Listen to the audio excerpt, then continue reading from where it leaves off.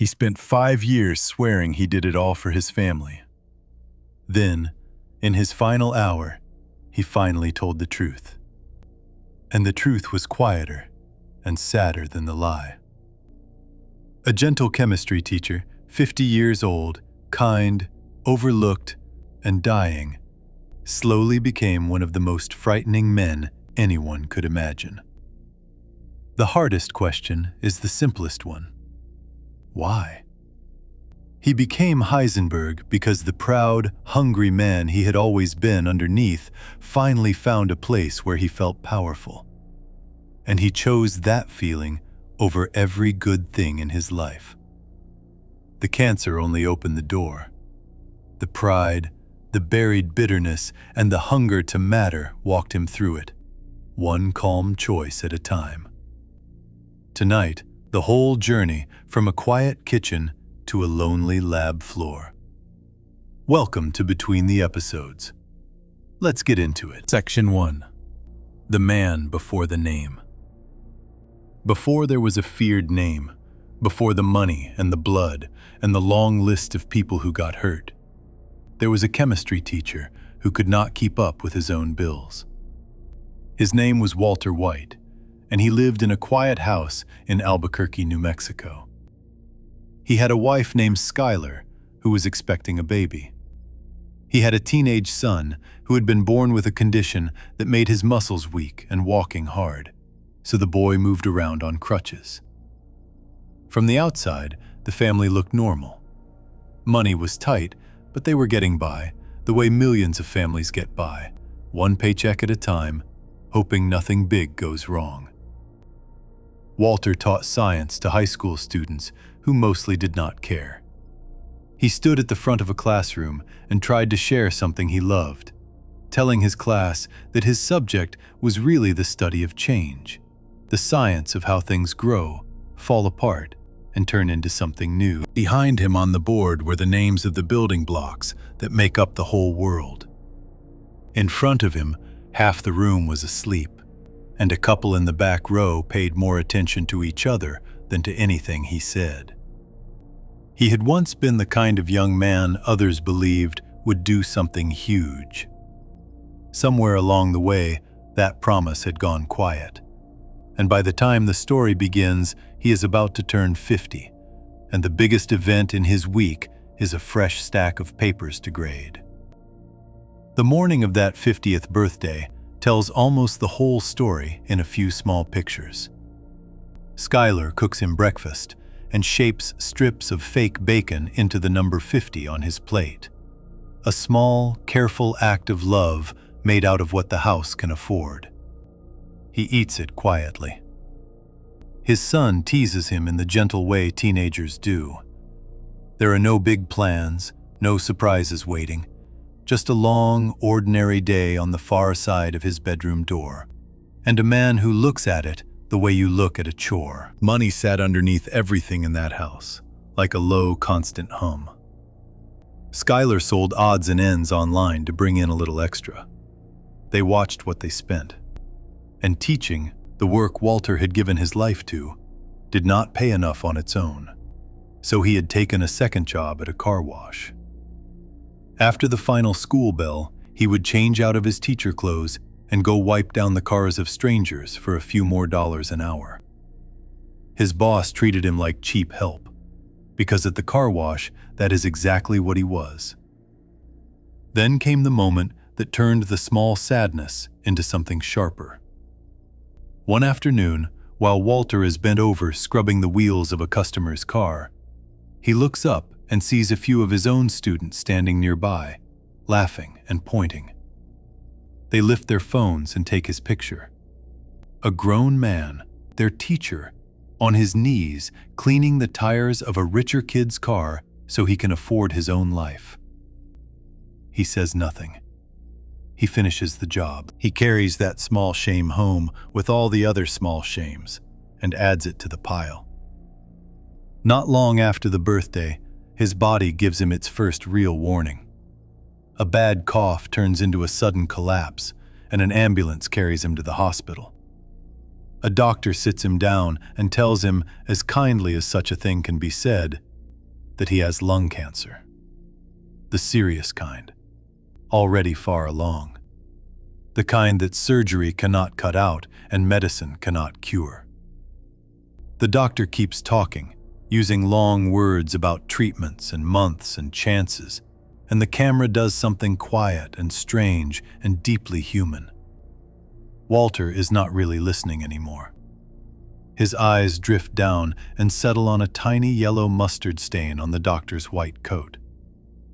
The most important sentence of his life is being spoken to him, and his mind floats away and lands on a little smear of yellow. That single small choice by the people who made the show says more than any speech could. A man learns he is going to die, and his attention slides off the words and rests on a stain. It is the face of someone who has long since stopped expecting good news from life. So even his own ending arrives as just one more dull thing happening to him while he stands there and watches. For a while, he does not even tell his family. He carries the secret around alone, going to work, grading papers, wiping down cars, holding the biggest fact of his life inside his chest like a stone he cannot put down. To understand why this gentle, beaten-down man would later turn into something cruel, the story has to reach back into his past, into the years before the classroom and the car wash. Walter was not always small. As a young scientist, he was brilliant, the real thing, the rare kind of mind that comes along once in a generation. With two friends, he helped build a company from nothing.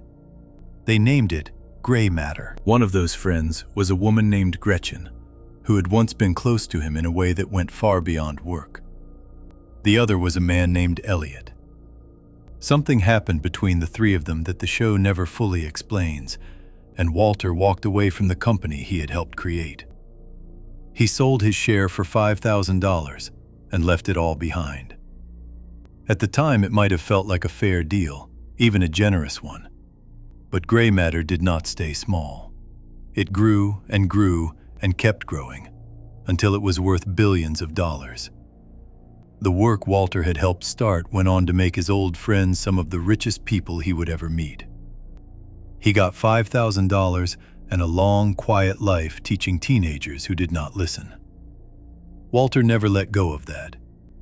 He almost never spoke about it out loud, but the hurt lived in him like an old wound that never healed right. Every cheap birthday, every tire he scrubbed, every bored student, every bill he could not pay, all of it sat on top of a deeper belief that someone had cheated him out of the life he was meant to have. He watched other men grow rich off ideas he had touched with his own hands, and he smiled and stayed polite and said nothing, and the bitterness sank down out of sight where it grew slowly in the dark for years. One question sits under the whole story and holds it together. How does a kind, careful man who always followed the rules become someone who lies, steals, poisons, and kills? The easy answer is the cancer. A dying man does desperate things, the easy answer goes, and he only broke the law to leave a little money behind for the family he loved. The show lets people believe that comforting answer for a good while. Then, slowly and patiently, scene by scene, it begins to take that answer apart. From the very start, the people who made the show meant for Walter to change. The man who created it has said openly that his plan was always to take a good, gentle, harmless person and turn him, one small step at a time, into a dangerous and frightening one. The change was the whole reason the story existed. So the cancer worked more like a key than a cause. It opened a door, and behind that door was something that had been waiting inside Walter for a very long time, growing quietly while he kept his head down and played the part of the mild, forgotten teacher.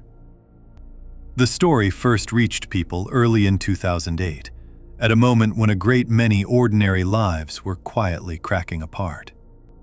Money was tight all across the country.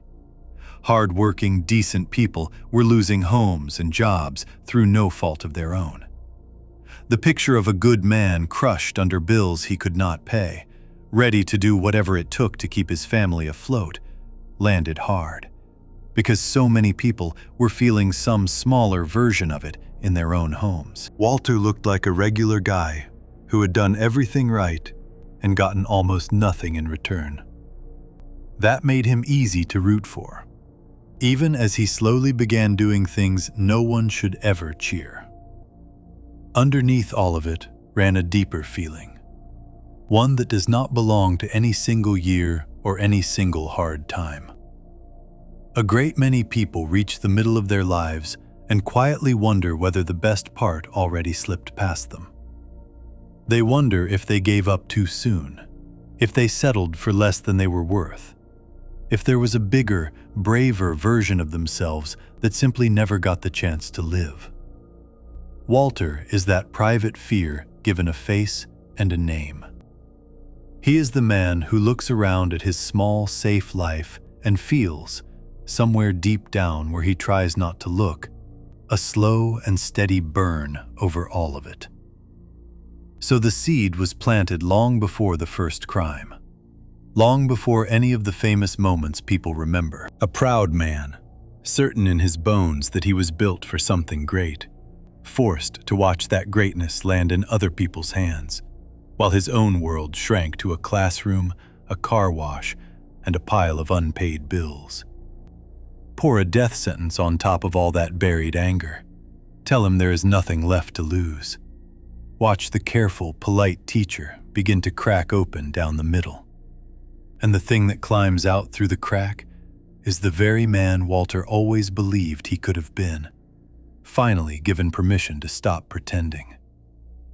The first real push comes in a small and almost accidental way.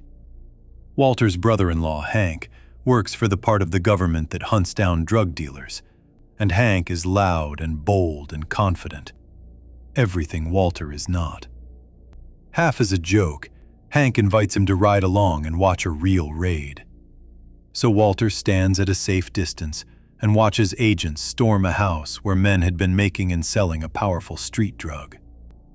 Then his eyes find the money. Thick stacks of cash piled in a bag, more than a teacher earns in years, made by men far less clever than he knows himself to be. Before we move on, if you're enjoying this analysis, please consider subscribing. It helps the channel tremendously. A quiet thought takes root in him that afternoon, small at first and easy to push away. If men like that could pull in that kind of money, then a mind like his could make far, far more. He does not act on it yet. He only carries it home and turns it over and over in the dark. But in the days that follow, a second and harder version of Walter White begins to stir awake inside the gentle one. And very soon, that second man will reach for a new name to hide behind. A name borrowed from a famous scientist. A name that will one day make grown men afraid. Section 2.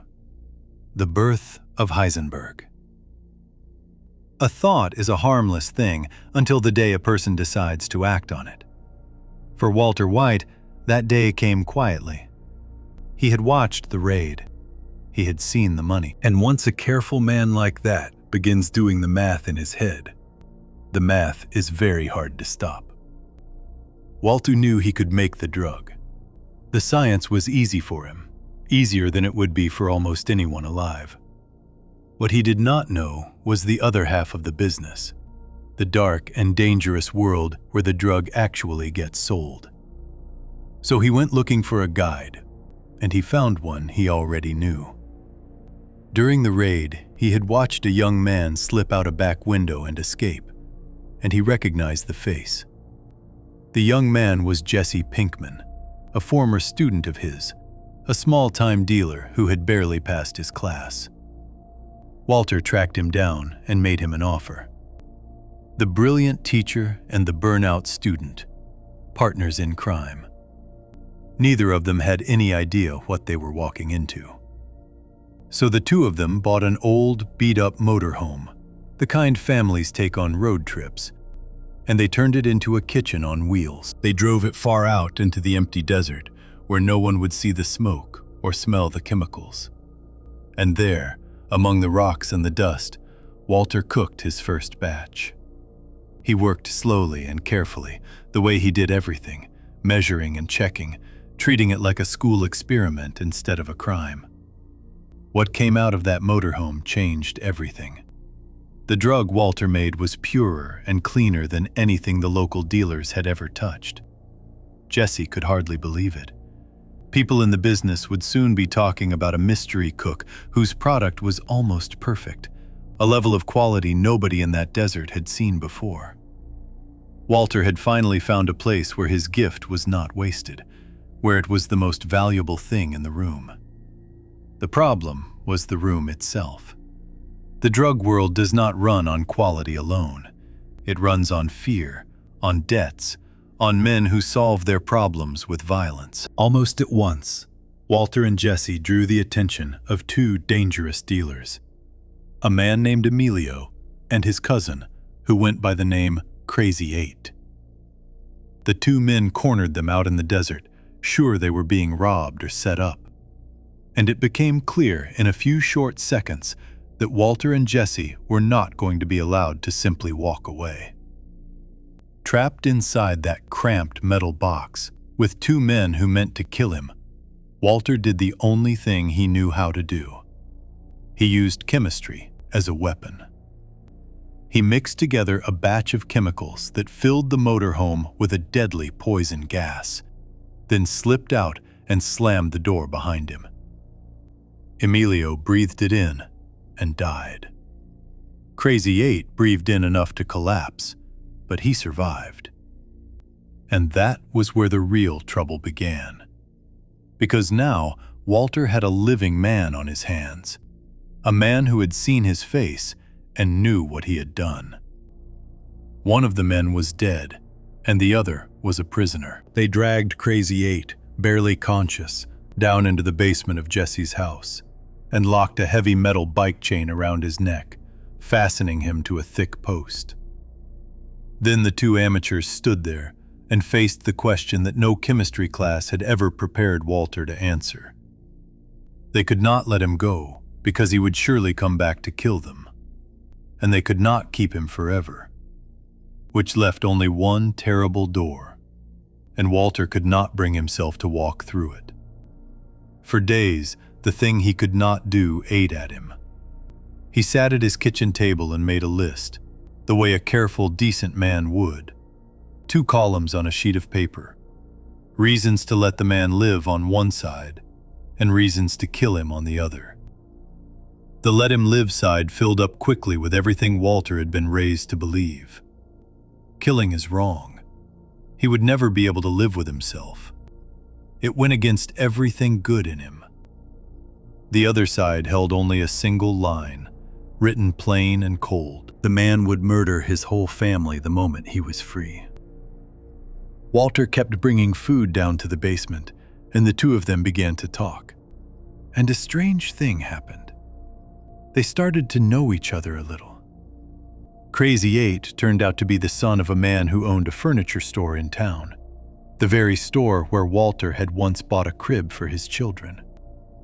For a moment, they were almost two ordinary men having an ordinary chat, and Walter let himself believe he had found a way out. He decided he would set the man free. Walter went down the stairs to undo the chain and end it peacefully, ready to trust him, ready to be the good man he still thought he was. Then, at the last second, he noticed something. A plate had broken earlier, and one jagged piece was missing. Crazy 8 had hidden the sharp shard against his body, waiting, planning to drive it into Walter the instant the chain came off.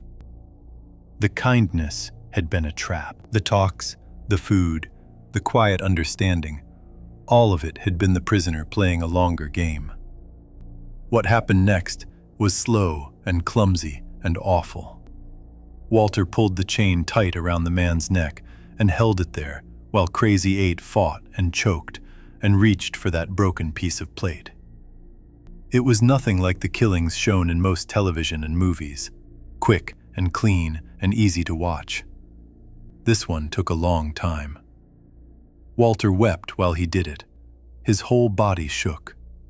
When it was finally over, he sank down to the floor of that basement next to the body, hollowed out, a man who had just discovered exactly what he was now capable of doing with his own 2 hands. Taking a life that way left a mark on him that never fully faded. The Walter White of these early days was still mostly the gentle teacher from the first part of the story. He did not enjoy the violence. It horrified him. He had to be cornered, terrified, and out of every other option before he could bring himself to cross that line.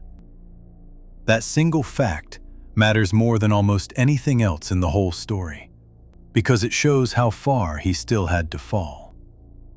The man who cried over his first killing would, in time, become a man who ordered killings over the phone without blinking.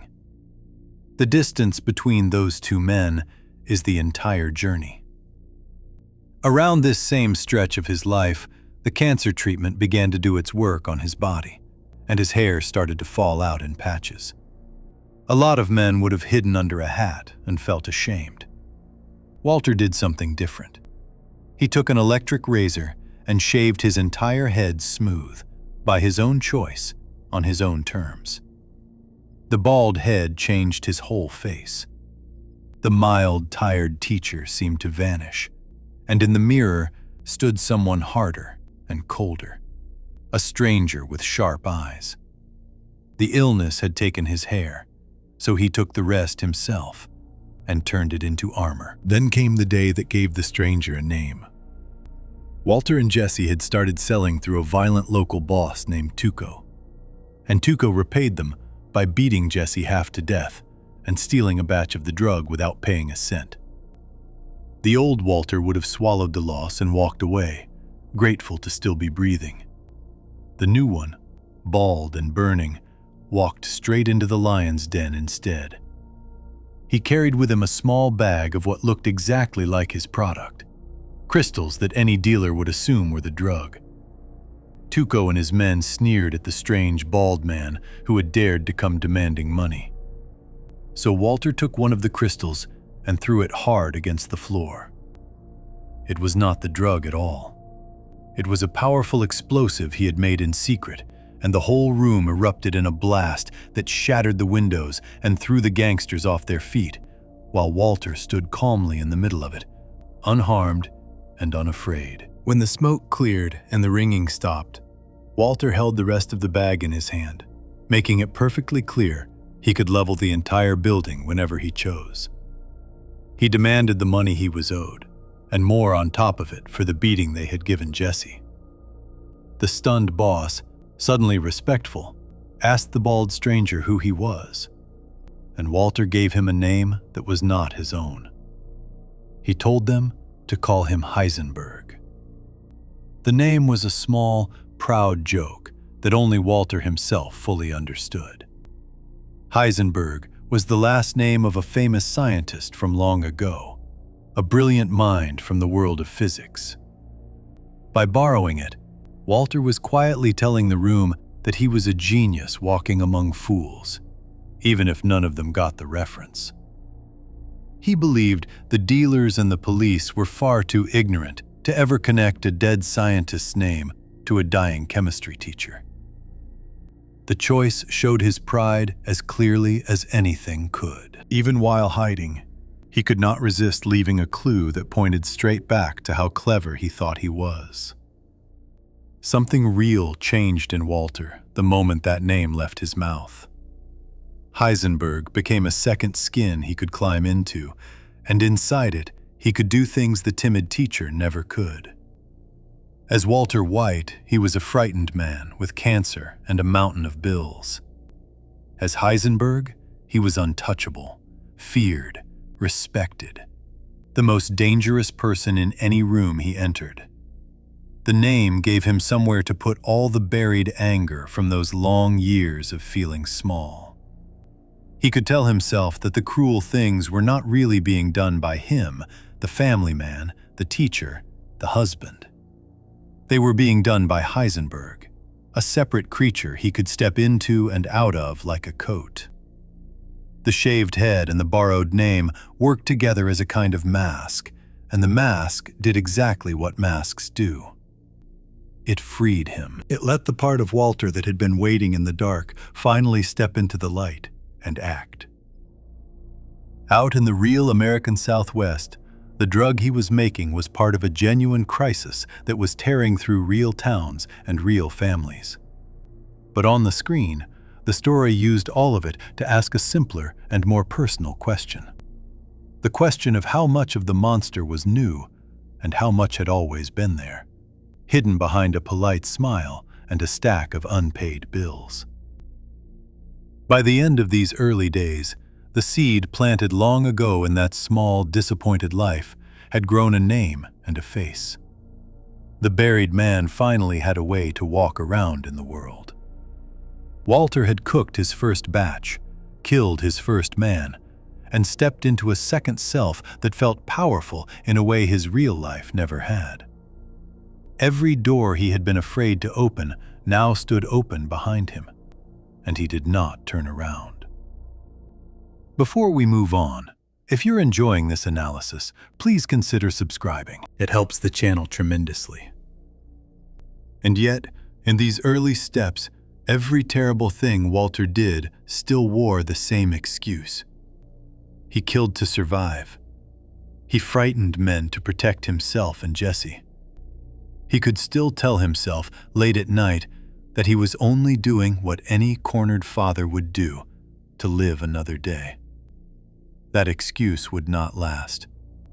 A moment was coming, still a good way down the road, when Heisenberg would stand perfectly safe, in no danger at all, and watch a helpless person die slowly in front of him, knowing he could save that life with a single move, and choose instead to do nothing.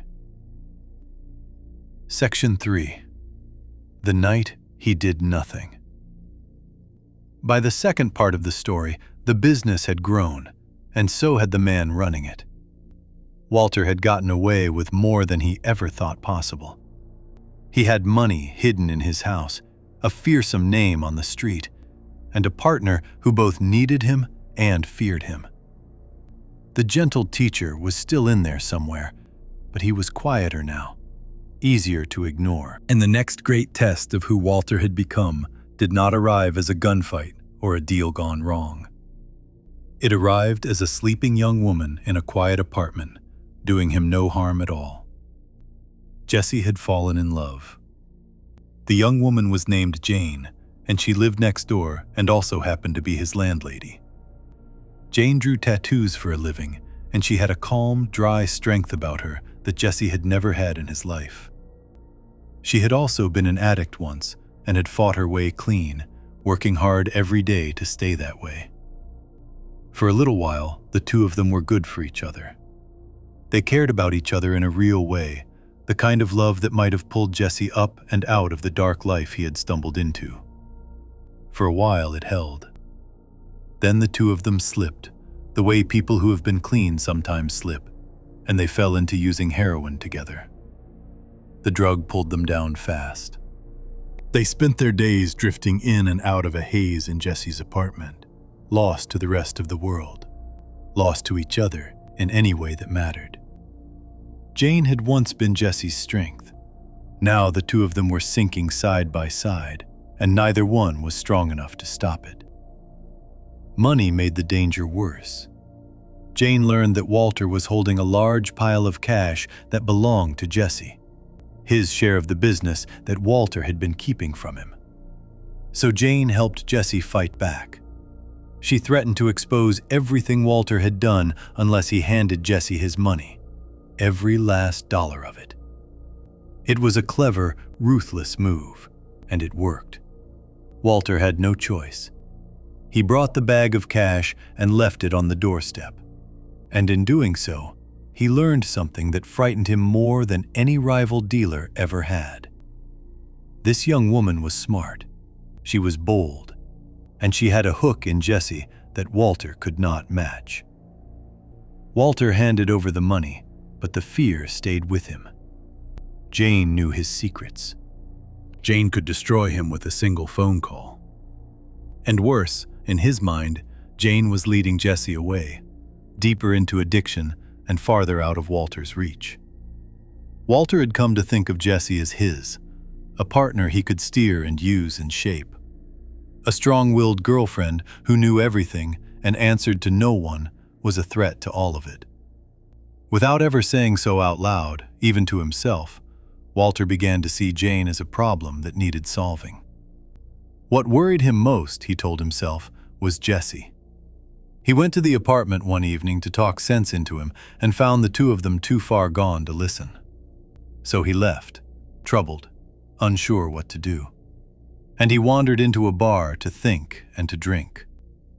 On the night everything turned, a stranger sat down beside him at that bar.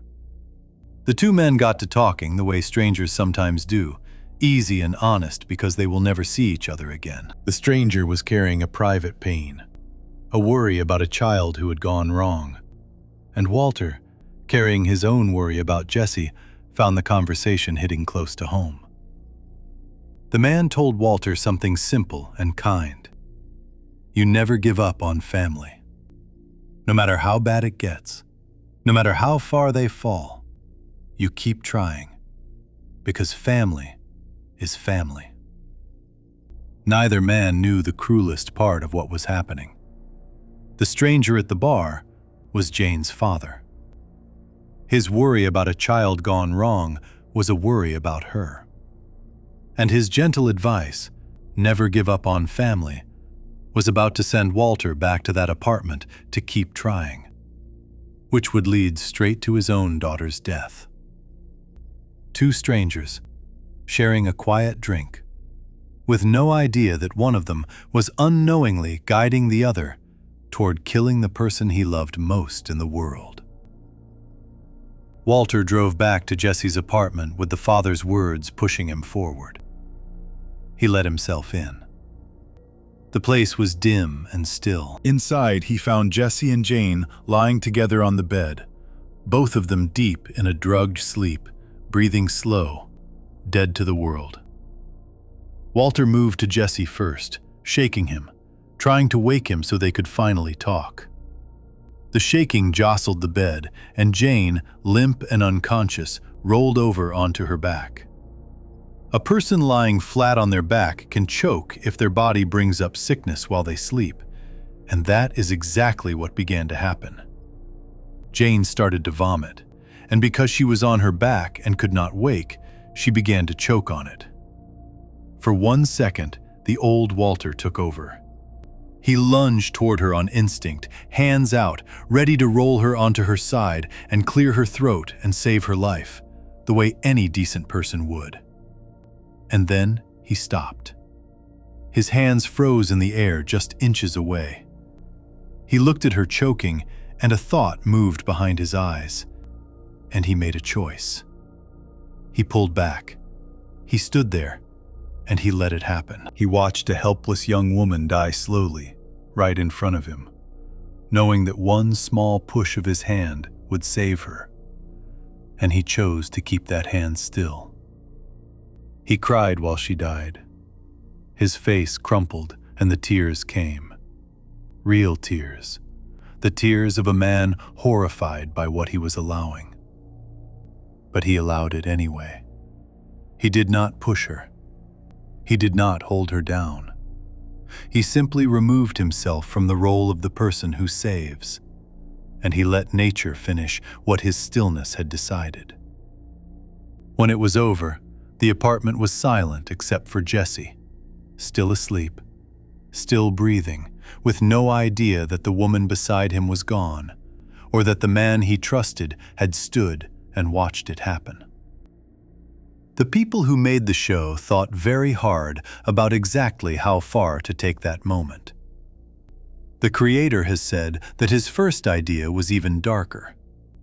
He wanted Walter to actively give Jane more of the drug to make sure she died, to make him a true murderer with his own hands. The other writers pushed back, feeling that was a step too monstrous for Walter at that point in the story. And so they pulled it back to this. Walter does not kill her. He only refuses to save her.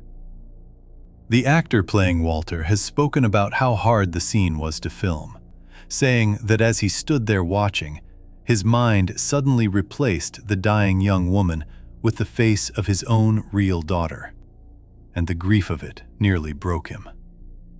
All of that care went into one quiet, terrible choice, because that choice marks a turn the whole story rests on. Underneath the tears sat something cold. A person can do a wicked thing while weeping over it, and still feel in some buried corner that the thing needed to be done. Jane was a threat to Walter, and now Jane was gone. The problem he could not solve had solved itself, with only his stillness required. The show never tells anyone for certain whether Walter froze in shock and then gave in, or whether some calculating part of him saw the chance and seized it. That uncertainty is the whole point.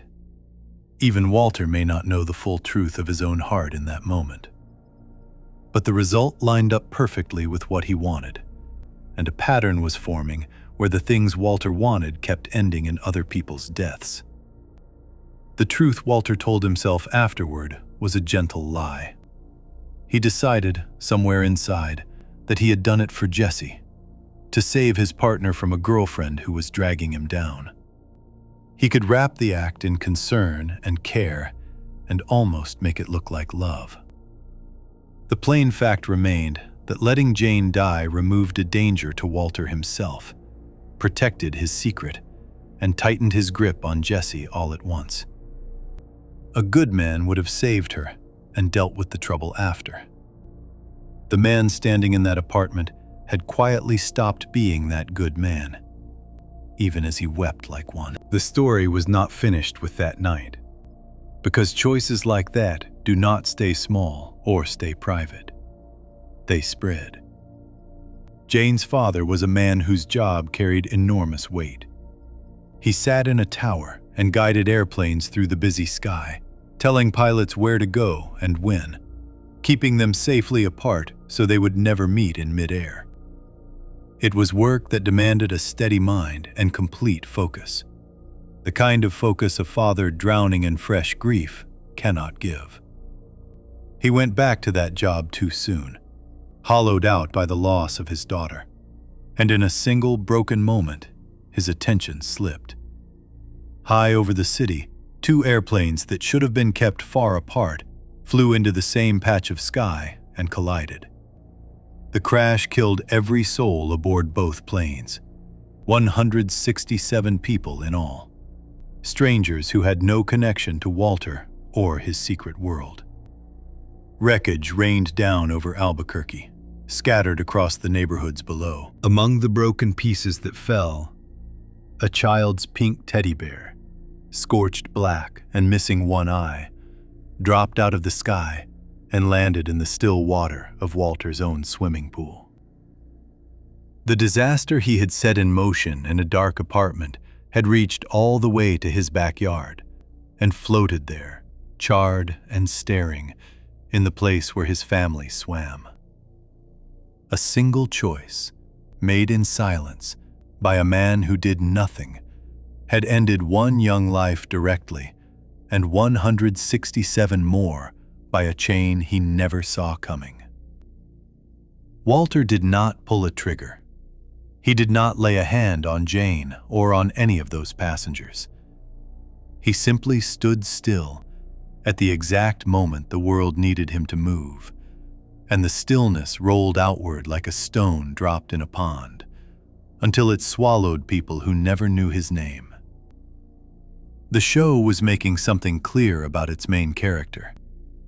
Heisenberg did not need a weapon to be deadly. Sometimes all the harm required was for Walter White to decide that a death would be convenient, and then keep his hands at his sides.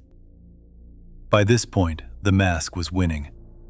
The early killings had been desperate, forced, soaked in fear and regret. This one was different in a way that mattered far more than the tears suggested. There was no man with a knife in the room, no gunman at the door, no immediate danger to his life at all. There was only a sleeping girl and a problem she represented, and a cold, quiet decision dressed up as a frozen moment. The seed from the beginning, the name from the desert, the buried anger of a wasted life. All of it had grown into a man who could let a person die and then drive home to his family and say nothing. Before we move on, if you're enjoying this analysis, please consider subscribing. It helps the channel tremendously. And the secret of what he did that night sank down into the deepest part of him, locked away where no one could find it, where it would sit unseen for years. Walter would carry it through everything that came after, guarding it carefully, never breathing a word. But hidden things have a way of clawing back into the light at the worst possible moment. And one day, in the middle of the very worst hour of his life, Walter would say those words about Jane out loud and use them as a weapon to a person who loved him. Before that day came, though, Heisenberg would step further out of the shadows than ever before and stop hiding the dangerous new self even from his own home, telling the woman who married a meek schoolteacher exactly what kind of man now slept beside her. Section 4. I am the danger. After the events of that dark night, Walter climbed higher than the small-time desert cook he had been. The man who once mixed his first batch in a beat-up motorhome now worked for the most powerful and careful drug boss in the entire Southwest. And the climb changed the scale of everything around him. Walter had found a new partner in a man named Gus Fring. And on the surface, Gus seemed like the last person on Earth who would be tied to drugs.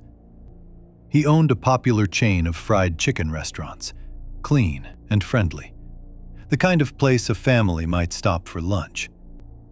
Behind that cheerful, ordinary face, Gus ran an enormous and ruthless drug empire, using the chicken business to hide the real one and keep the police looking the other way. Gus was quiet, polite, patient, and more dangerous than anyone Walter had met. And Gus wanted the best product money could buy, which meant Gus wanted Walter. Deep beneath a large laundry business, where workers washed mountains of sheets and towels for hotels, Gus built Walter a secret laboratory. It was hidden far below the ground, spotless and modern, filled with the finest equipment, a perfect kitchen built for a master. Down there, away from every prying eye, Walter cooked his drug on a scale he could never have imagined back in the desert. The money that came from it was staggering, more cash than the proud, broke teacher from the beginning of the story could have earned in 100 lifetimes of grading papers. With every batch, the quiet man shrank a little more, and the bold one grew. Walter started to enjoy being the best. He started to believe the empire could not run without him, that he was the irreplaceable genius at the center of it all. The fear that used to drive him began to share space with something else, a swelling pride, a hunger to be respected and obeyed. Heisenberg was no longer a mask Walter put on only when he needed it. The mask was starting to stay on even when no one was watching. 2 moments in this stretch show how cold he had grown. In the first, Walter saw 2 of Gus's dealers threatening Jesse, and without a plan or a second thought, he drove his car straight into them, then stepped out and finished the survivor with a gun, all to protect his partner. In the second, far colder moment, Walter learned that Gus had been training another chemist named Gale to copy his method, so that Walter could be killed and easily replaced. To save his own life, Walter did something that the weeping man from the basement could never have done. He sent Jesse to find Gale and kill him. An innocent, gentle man whose only crime was being good at chemistry. Jesse pulled the trigger. Gale died at his own front door. Ordering that death changed something for good. Killing Gale was not desperate or forced in the heat of a fight. It was planned, chosen in advance. A calm piece of business done to keep Walter alive and important. The man who had once filled an entire page with reasons not to kill a prisoner now arranged a stranger's murder to protect his own job. The distance he had traveled from that basement was enormous, and he had traveled almost all of it without ever admitting it to himself. At home, though, the rest of his life was coming apart. Walter had a wife, Skylar, who had loved a mild, harmless schoolteacher and slowly discovered she was now married to someone she did not recognize. Piece by piece, she had learned the truth about the money, the drugs, the danger. The discovery did not bring them closer. It split the house down the middle, filling it with cold silences, locked doors, and a fear that never fully went away. Skylar had spent months tangled up in his secret, helping him hide where all the cash came from by running it through a normal business so it would look clean and legal. She was in deep, and she was terrified. She had seen enough to understand that the people her husband worked with were killers, that one wrong move could end with her children in danger, or with everyone she loved dead. So she did what a frightened, sensible person does. She began to look for a way out, a way to keep her family safe from the storm her husband had pulled them into. One evening in the kitchen, that fear finally spilled over into words. Skylar told Walter plainly that she thought they should go to the police. She believed he was in danger from the powerful men he worked for, that he was in over his head, a small man caught in something far bigger and deadlier than he could handle. In her mind, she was reaching out to save him, to save all of them, treating him the way she always had, as a husband who needed protecting from a world too rough for him. Walter heard something in those words that cut him deeper than any threat ever could. He heard pity. He heard the same thing he had heard his whole life, the quiet belief that he was weak, that he was a victim, that he was a man things happened to instead of a man who made things happen. After everything he had built, after all the blood and the money and the power, his own wife still looked at him and saw someone who needed to hide behind the police. And that, more than fear, more than guilt, was the one thing Walter could no longer stand. So he turned on her, and the harmless teacher fell away completely. He asked her, cold and quiet, who she thought she was even talking to. He told her she had no idea how much money he truly made, that she would not believe the size of it. He told her that the operation he ran was so large it could rival a major company worth a fortune, and that the whole thing would collapse and crumble to nothing the day he chose to walk away. He told her she clearly did not understand who was standing in front of her. Then he said the words that marked the moment Heisenberg fully stepped out of the shadows and into his own home. He told her she was wrong to think he was in danger. He was not in danger. He was the danger. A man opens his front door, he said, and gets shot dead, and she thinks that of him? No. He was the one who knocks. He was the thing other people were afraid of, the threat at the door in the dark, the danger she should be worried about. In one short speech, he stopped pretending. He told the woman who married a gentle, forgettable chemistry teacher that the gentleman was gone, and something far harder had taken his place. Skylar stood frozen. And what she said back was just as chilling in its own quiet way. She told him that someone had to protect this family from the man who protected this family. In that single sentence, she named the terrible truth of their whole house. The danger was no longer outside, in the cartels and the kingpins. The danger was inside, sleeping in her bed, eating at her table, kissing the children goodnight. The thing she needed to guard her family against was her own husband. The people who built the show crafted that moment with great care, because they knew exactly how important it was. The famous line was not a happy accident or something the actor blurted out. It was written into the script on purpose, placed at the exact point in the story where Walter needed to cross from hiding to declaring. The actor delivered it with a frightening control, calm and low for most of it before the sharp edge slipped out, like a man who has decided to finally show his wife the truth and is almost relieved to do it. Even the clothing carried a quiet message. During the speech, Walter peels off a lighter red shirt to reveal a darker shade of red underneath, a small visual sign of a man turning towards something far darker. Beneath the words sat the same old wound, grown huge. Every choice Walter made in that kitchen was driven by pride, by a desperate refusal to be seen as small ever again. He would rather his own wife fear him than feel sorry for him. He would rather be a monster than a victim, because a monster has power, and a victim has only the pity Walter had been choking on his entire life. The man who scrubbed tires while his students laughed had finally found a way to make people stop laughing, and he would burn down everything good in his life before he let anyone treat him as weak again. The deepest insult, the one that lit the whole explosion, was being looked at the way the world had always looked at Walter White.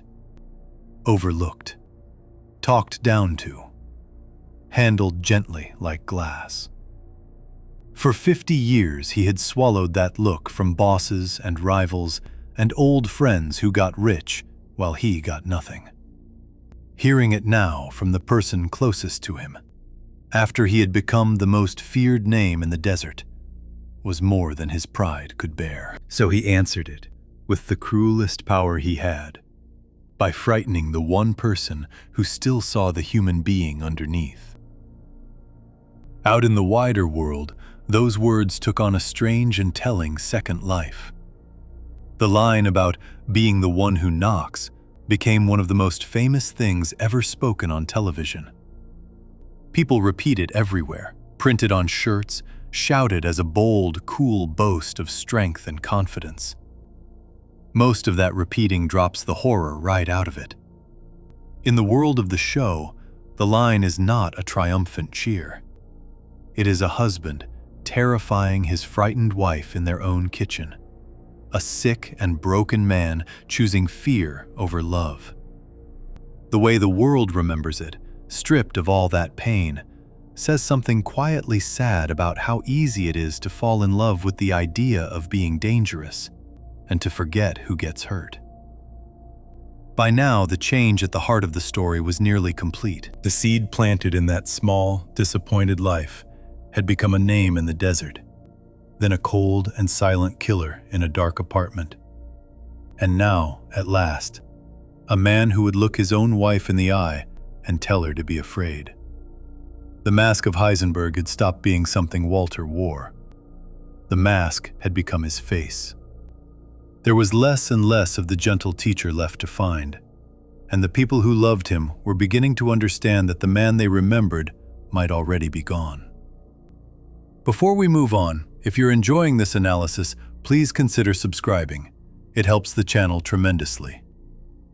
And yet, for all his bold talk in that kitchen, the words ran ahead of the truth. Walter said he was the one who knocked, the one with all the power, the danger everyone should fear. But standing above him in the real order of things was Gus, the calm chicken shop king, who could have Walter killed with a single nod whenever he pleased. To make those proud words true, to actually become the most dangerous man standing, Walter would have to bring down the most careful and powerful boss he had ever faced. And to win that war, he would reach for a weapon so low and so cruel that it would make letting a young woman die look almost gentle by comparison. To beat Gus, Walter would quietly poison a small, innocent child. Section 5. I won. By now, Gus had decided that Walter was more trouble than he was worth. The careful chicken shop king had grown tired of his brilliant, prideful cook. Tired of the arguing. Tired of the risk Walter brought to his quiet empire. The partnership that had made Walter rich was over, and a man like Gus did not simply fire people he no longer trusted. He erased them. Gus was not a man who made empty threats. He sat Walter down and told him, in that calm and gentle voice that made it so much worse, that Walter was finished. That he was to stay away from Jesse and the lab. And that if Walter dared to interfere with anything, Gus would kill his entire family. His wife, his son, his baby daughter, every one of them, gone, while Walter watched. The threat was delivered as plainly as a man might order lunch, and Walter understood that Gus meant every word of it. Walter rushed home in a blind panic, his heart pounding, certain that men with guns could already be on their way. There was only one path he could see that might save them all.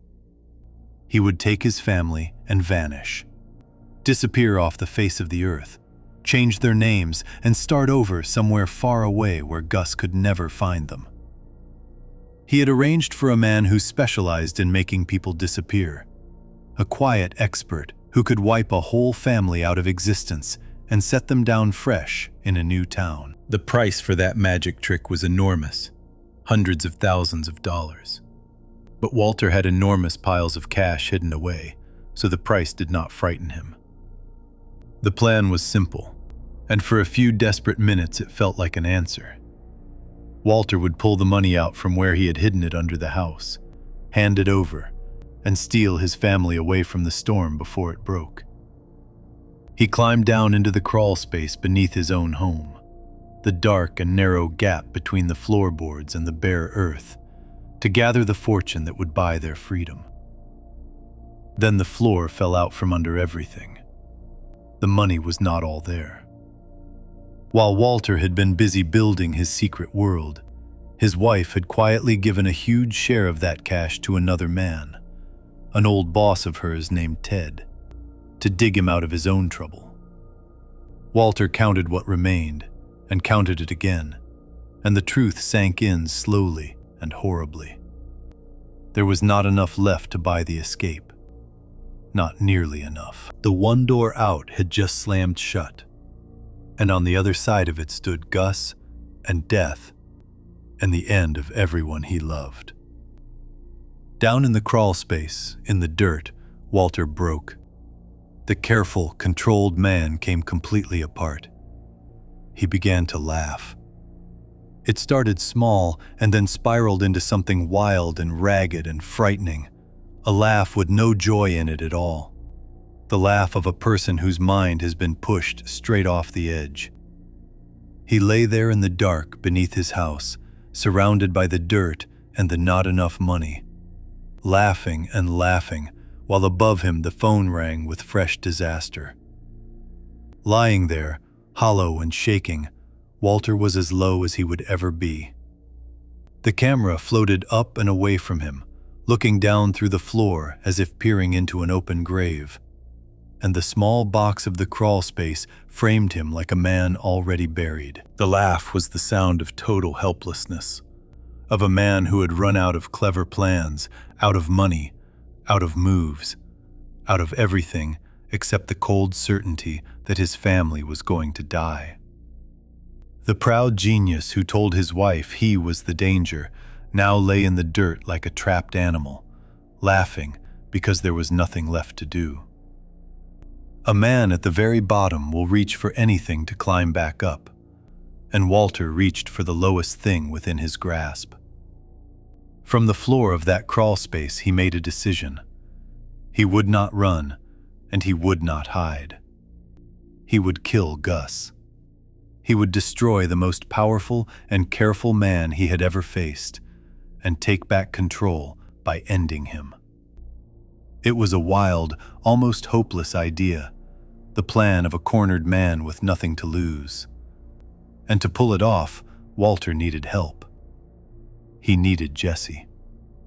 But Jesse would not turn on Gus, not anymore. Over time, Gus had been kind to Jesse, had given him respect and a sense of worth, and Jesse had come to trust the quiet chicken man far more than he trusted Walter.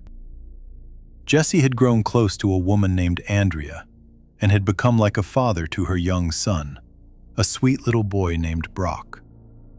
Jesse was building something that looked almost like a real life, and that life was tied to Gus, not to Walter. As long as Jesse stood with Gus, Walter had no chance. So Walter needed Jesse to hate Gus fully and completely, enough to help kill him. So Walter found a way to make that hatred happen, and the way he chose was the most monstrous thing he had done in the entire story. He decided to poison the child. He decided to harm little Brock, the small boy Jesse loved like a son, and to arrange the whole thing so that Jesse would believe Gus was the one who had done it.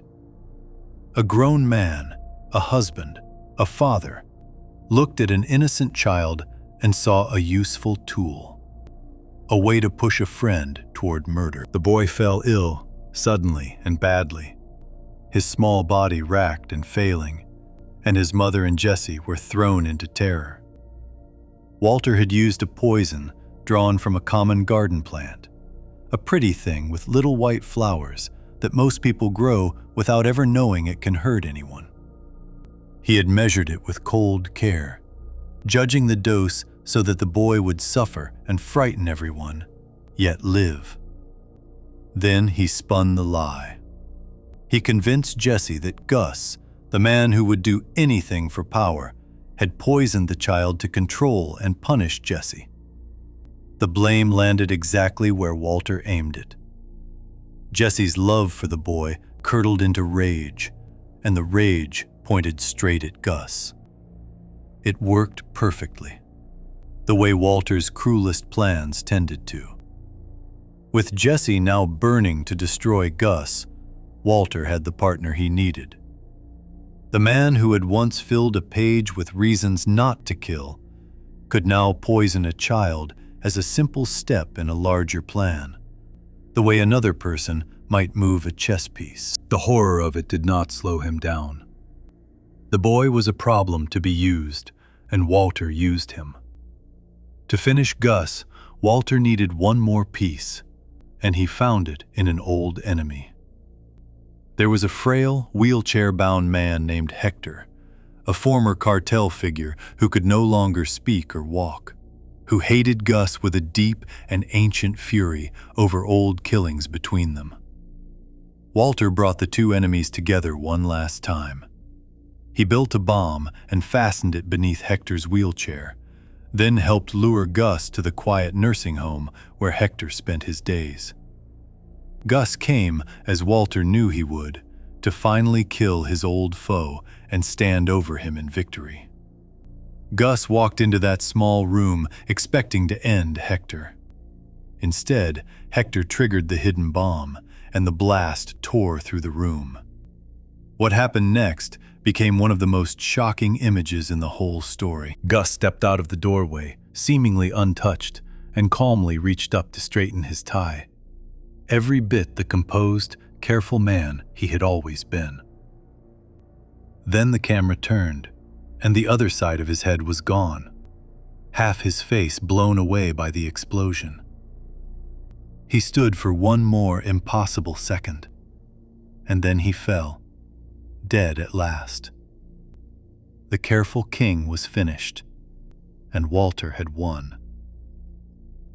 When it was over, Walter called his wife. She had been watching the news of the explosion, frightened, sensing somehow that her husband was tangled up in it. She asked him, carefully, if he had done this. Walter answered her with two small words, flat and cold and proud. I won. Then he hung up.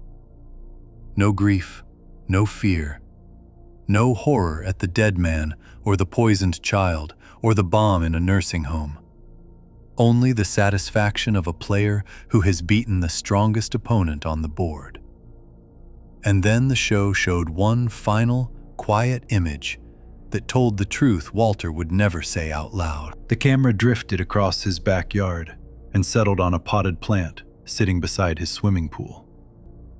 It was the same pretty plant with the little white flowers, the very poison that had been fed to that small boy. In one slow shot, with no words at all, the story confirmed what no one in Walter's world yet knew. Heisenberg had poisoned a child, lied to his closest partner, and used an innocent family's terror as a stepping stone.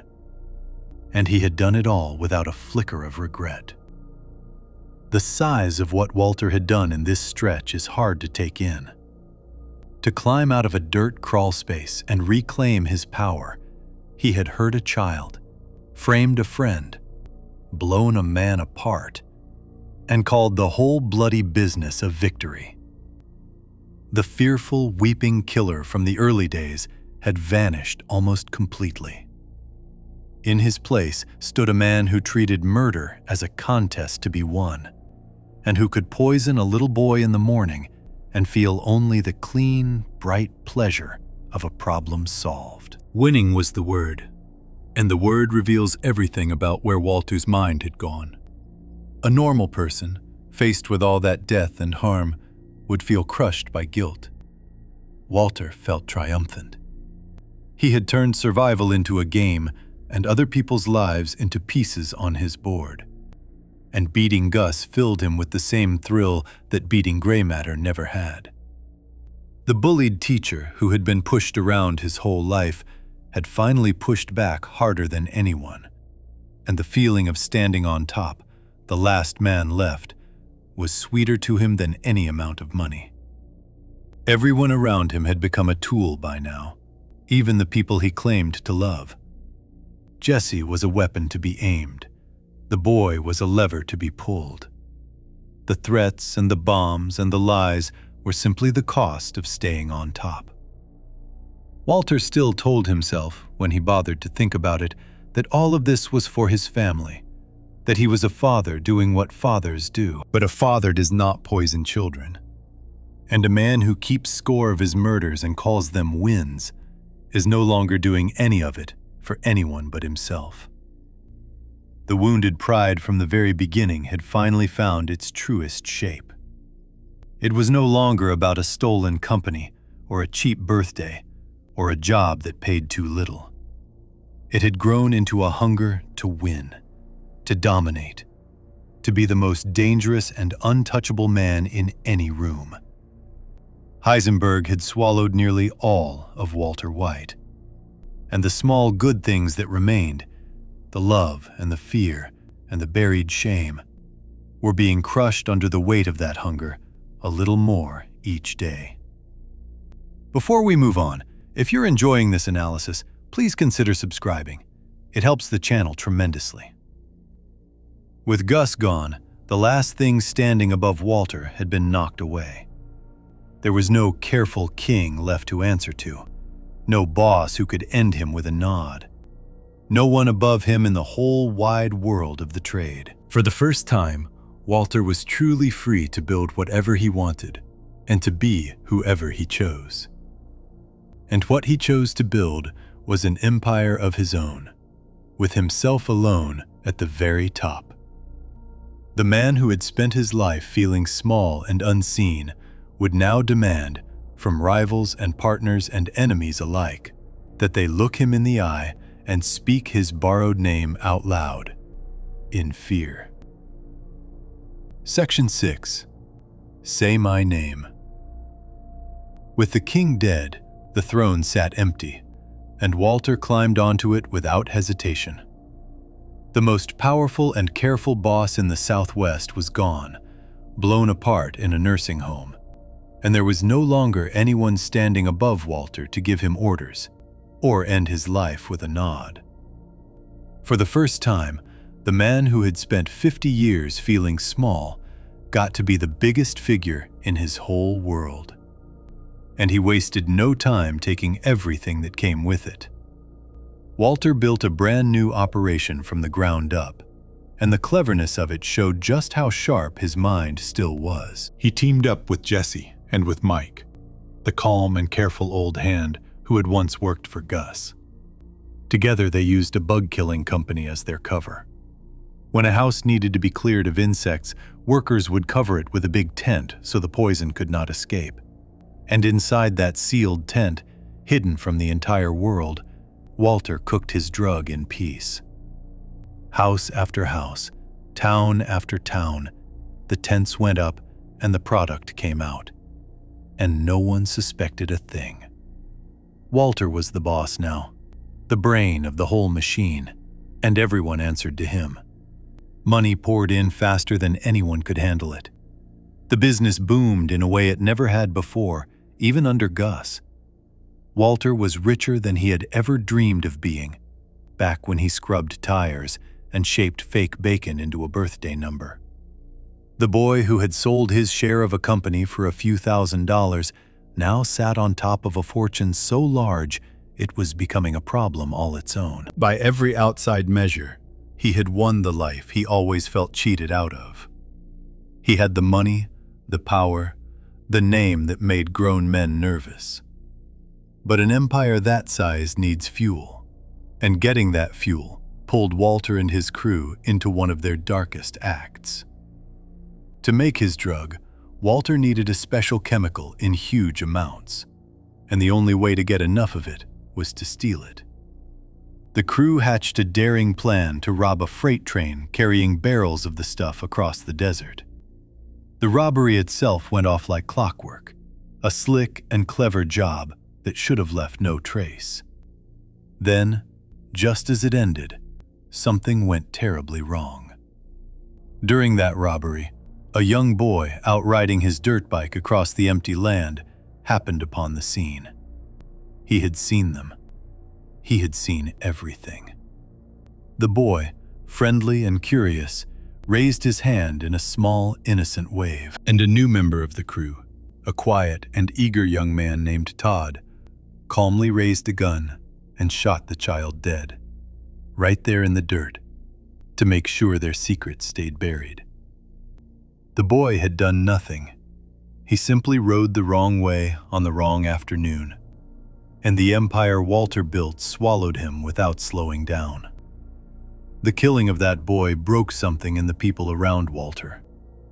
Jesse, who still had a heart buried under all the damage, was devastated, haunted, sick with guilt over a child's death he could not undo.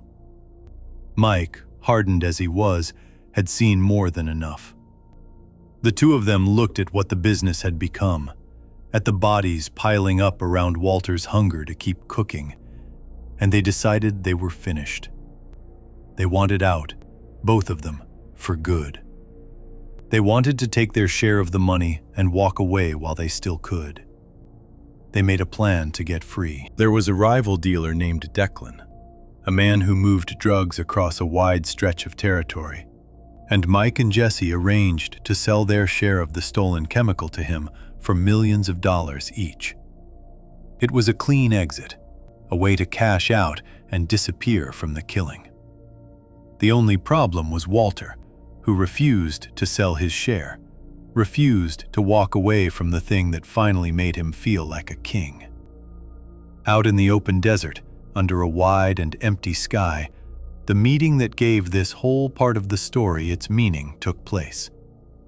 Walter showed up with a different idea entirely. He did not want to sell and leave. He wanted Declan to throw away his own weaker product and sell only Walter's, because Walter's drug was famous for being almost perfectly pure, the best on the market by far, so good that other dealers dyed their inferior product to copy his signature look. Walter laid out the offer like a man who already knew he had won. Declan looked at this strange, ordinary-seeming man making such bold demands and had no idea who he was. He asked flatly who the hell Walter thought he was to talk this way. And in that single question, the whole hidden engine of Walter's heart roared to life. So Walter told him, slow and certain, that Declan already knew exactly who he was. He told him to say it. He said he was the cook. He said he was the man who had killed Gus Fring. The challenge hung in the desert air, quiet and heavy. Walter did not raise his voice. He did not need to. He simply waited, daring the other man to keep pretending he did not understand. Declan understood. The realization spread across his face, and he spoke the name out loud, almost in a whisper. Heisenberg. And Walter, with a small, cold flash of satisfaction, told him he was goddamn right. The name had done what no gun and no threat could do. It had made a hardened dealer go quiet and afraid just from the sound of it. Walter stood there in the dust and drank it in. The recognition, the fear, the proof that his legend had grown so large it could fill a man with dread before a single shot was fired. The whole meeting revealed the truth about what Walter had become. The deal itself barely mattered. What he wanted, what he truly hungered for, was to be named, to be known, to make another man speak the title he had built out of blood and pride. He was not negotiating a business arrangement so much as demanding worship. The boy who was once invisible, the teacher no one listened to, the partner who watched others get rich, now stood in the desert and forced his enemies to say his name like a prayer. Walter had more money than his family could spend in many lifetimes. He did not need this deal. He did not need the extra millions, or the bigger reach, or the larger pile of cash. Every reason he had once given for doing all of this, the cancer, the bills, the family he wanted to protect, fell away in that moment and showed itself for the story it had always partly been. Standing in the desert, demanding to be named, Walter revealed that the real prize had never been the money. The prize was being someone. The prize was mattering. The prize was hearing the world say Heisenberg and tremble. The people who made the show knew the power of that line, and like the line about being the one who knocks, it escaped the story and became something people say everywhere, printed on shirts and shouted as a bold cry of strength. Stripped of everything around it, the words sound like a hero's boast. Inside the story, they are the cry of a sick and lonely man so desperate to feel important that he has burned away his family, his friends, and his soul, just to hear strangers fear his name. The way the world fell in love with the line, while forgetting the broken man who spoke it, says something quiet and sad about how easy it is to mistake cruelty for greatness when it comes wrapped in confidence. But that same desert meeting carried a darker turn, because Mike was there, and Mike was done with Walter for good. Mike had always seen through him, had never been fooled by the talk of family and necessity, had recognized Walter's pride as the dangerous thing it was. Mike took his money and prepared to drive away from the whole poisoned business forever, finished with Walter and his endless need to be the biggest man in the room. Walter needed one thing from Mike before he left. Mike had a group of loyal men, and those men knew secrets that could put Walter in prison for the rest of his life. Walter demanded their names so he could control them. Mike, sick of being pushed, refused and told Walter the simple truth, that all of this trouble, all of this danger, came from Walter's own ego, his own inability to ever step back or be satisfied. The words landed on the one wound Walter could never let anyone touch. Enraged at being scolded, at being told he was the problem, Walter pulled out a gun and shot Mike. By the river, Mike climbed out of his car and walked a few steps before sinking down at the water's edge, bleeding, dying. And in that moment, Walter's anger drained away, and a stupid, useless realization hit him. He had not even needed to do it. He could have gotten those names another way, from someone else, without firing a single shot. He had killed a man he respected, a man far steadier and wiser than himself, over nothing, in a flash of wounded pride. He started to say so, started to explain, started almost to apologize. Mike, with the last of his strength, told Walter to be quiet and let him die in peace. So Walter stood there and watched another good death he had caused, and this one had not even served a purpose. Killing Mike showed exactly how far the rot had spread. The killing solved no problem and protected nothing. It happened only because Mike had bruised Walter's pride by telling him a hard truth. The man who once agonized for days over a single life now took the life of someone he admired in a fit of temper, and the regret arrived only after the trigger was already pulled. Ego had become so large and so hungry inside Walter that it could kill on its own, without a plan, without a reason, just to silence anyone who dared call it by its real name. To bury the danger that Mike's men still posed, Walter arranged something colder and larger than any single killing.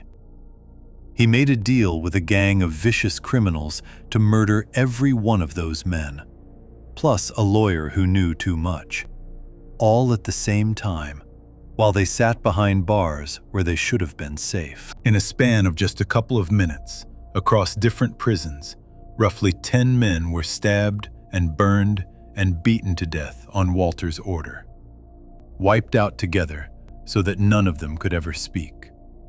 He arranged this mass slaughter the way a manager might handle a scheduling problem, with phone calls and timing and a clear head. The teacher who once wept over a strangled prisoner now ordered 10 deaths at once and went home to dinner. And the money, the thing it had all supposedly been for, had grown into something almost frightening to look at. Walter and Skylar had so much cash that they could no longer pretend to make it look clean and legal. There was simply too much of it. Skylar drove Walter out to a storage unit, opened the door, and showed him what their life had turned into. Inside sat a pile of money so enormous it filled the room, stacked and bundled and spilling, more than they could count, more than they could ever clean, more than they could spend if they lived 100 years. Skylar begged him to look at it and really see it.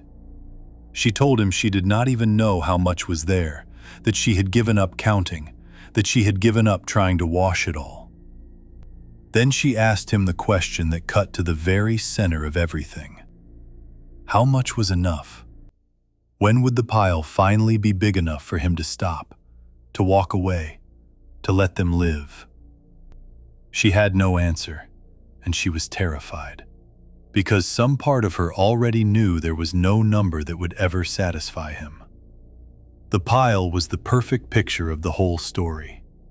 There it sat, a literal mountain of everything Walter claimed to be working for, all the security and comfort his family could ever need, and it had not made him stop, and it never would. He had passed the point of enough so long ago that the word had lost all meaning. A normal man would have looked at that mountain and seen a finish line. Walter looked at it and felt nothing close to done, because the hunger driving him could never be filled with money. The pile was huge, and it was not enough, and it was never going to be enough. Money had never been the real point, and the storage unit proved it beyond any doubt. The cancer and the bills had been the doorway, the first push, the excuse that let a desperate man take his first terrible step. Far beneath all of it had always lived the deeper need, the one planted in those long years of feeling overlooked and cheated. Walter did all of this to be someone, to be powerful, to be feared, to finally be the great man he had always secretly believed himself to be. A storage unit stuffed with cash could not give him that.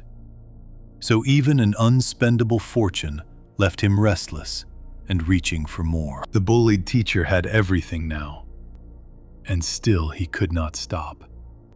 He had the money, the empire, the name that emptied rooms. He had beaten every rival and climbed to the very top of his dark world. By any honest count, he had won, completely and totally. And winning had not healed the old wound for even a single day. The transformation that began with a quiet, disappointed man on his 50th birthday was, by this point, very nearly complete. There was almost nothing of the gentle teacher left, just a thin shell wrapped around a creature made entirely of pride and hunger.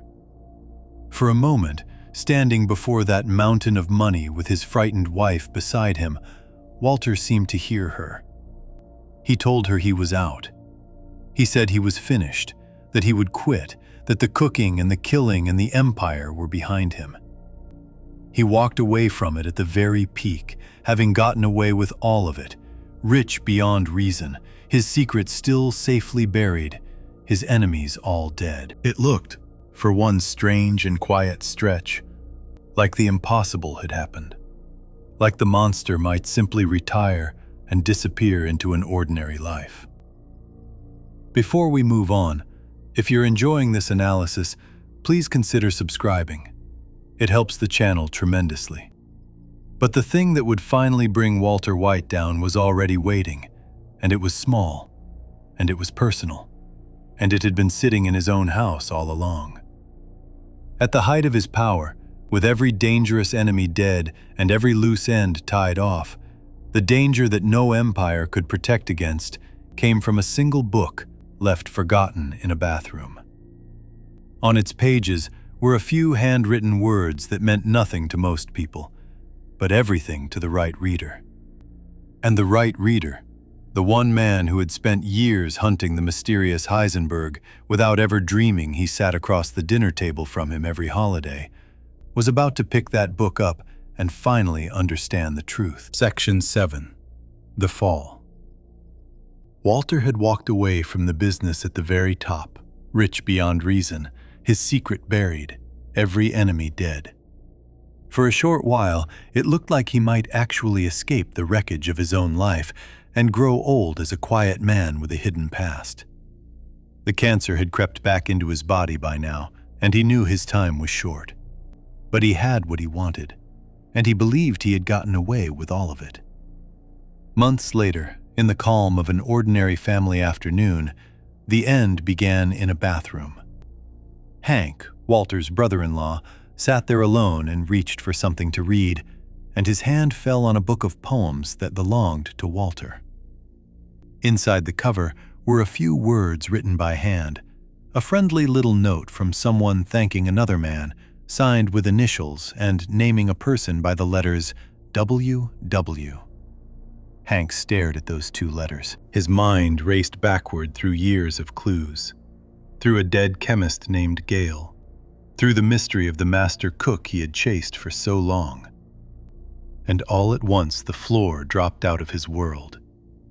Hank had spent years of his career hunting the legendary faceless drug lord called Heisenberg, building cases, chasing leads, obsessing over a ghost. The cruel joke of it, the thing that nearly stopped his heart on that bathroom floor, was that Heisenberg had been sitting across the dinner table from him at every holiday, every birthday, every backyard cookout. The monster he could never catch was family. Hank stumbled out of the house pale and shaking, barely able to drive. his whole understanding of his life cracking apart on the road home. From that moment, the war between the two men was only a matter of time. Hank began to dig in secret, quietly building a case against the man he had loved like a brother. Eventually, the secret could not hold, and the two of them stood face to face in Walter's garage, the truth finally out in the open between them.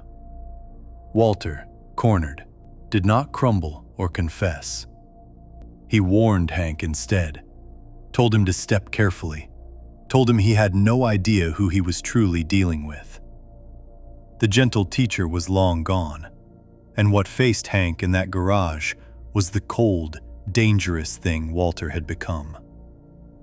The two men were locked in a fight that only one of them could survive. Hank could not arrest Walter without enough proof, and Walter would not go quietly. So Hank turned to the one person who knew everything and had every reason to want Walter brought down. He turned to Jesse. Jesse, by now, was a broken shell of the young man he had once been. The killings, the lies, the death of that innocent boy by the train, the slow understanding of all the ways Walter had used him, all of it had hollowed him out. He had stopped caring about the money, had started giving it away, throwing it out his car window, sick with a guilt he could not carry.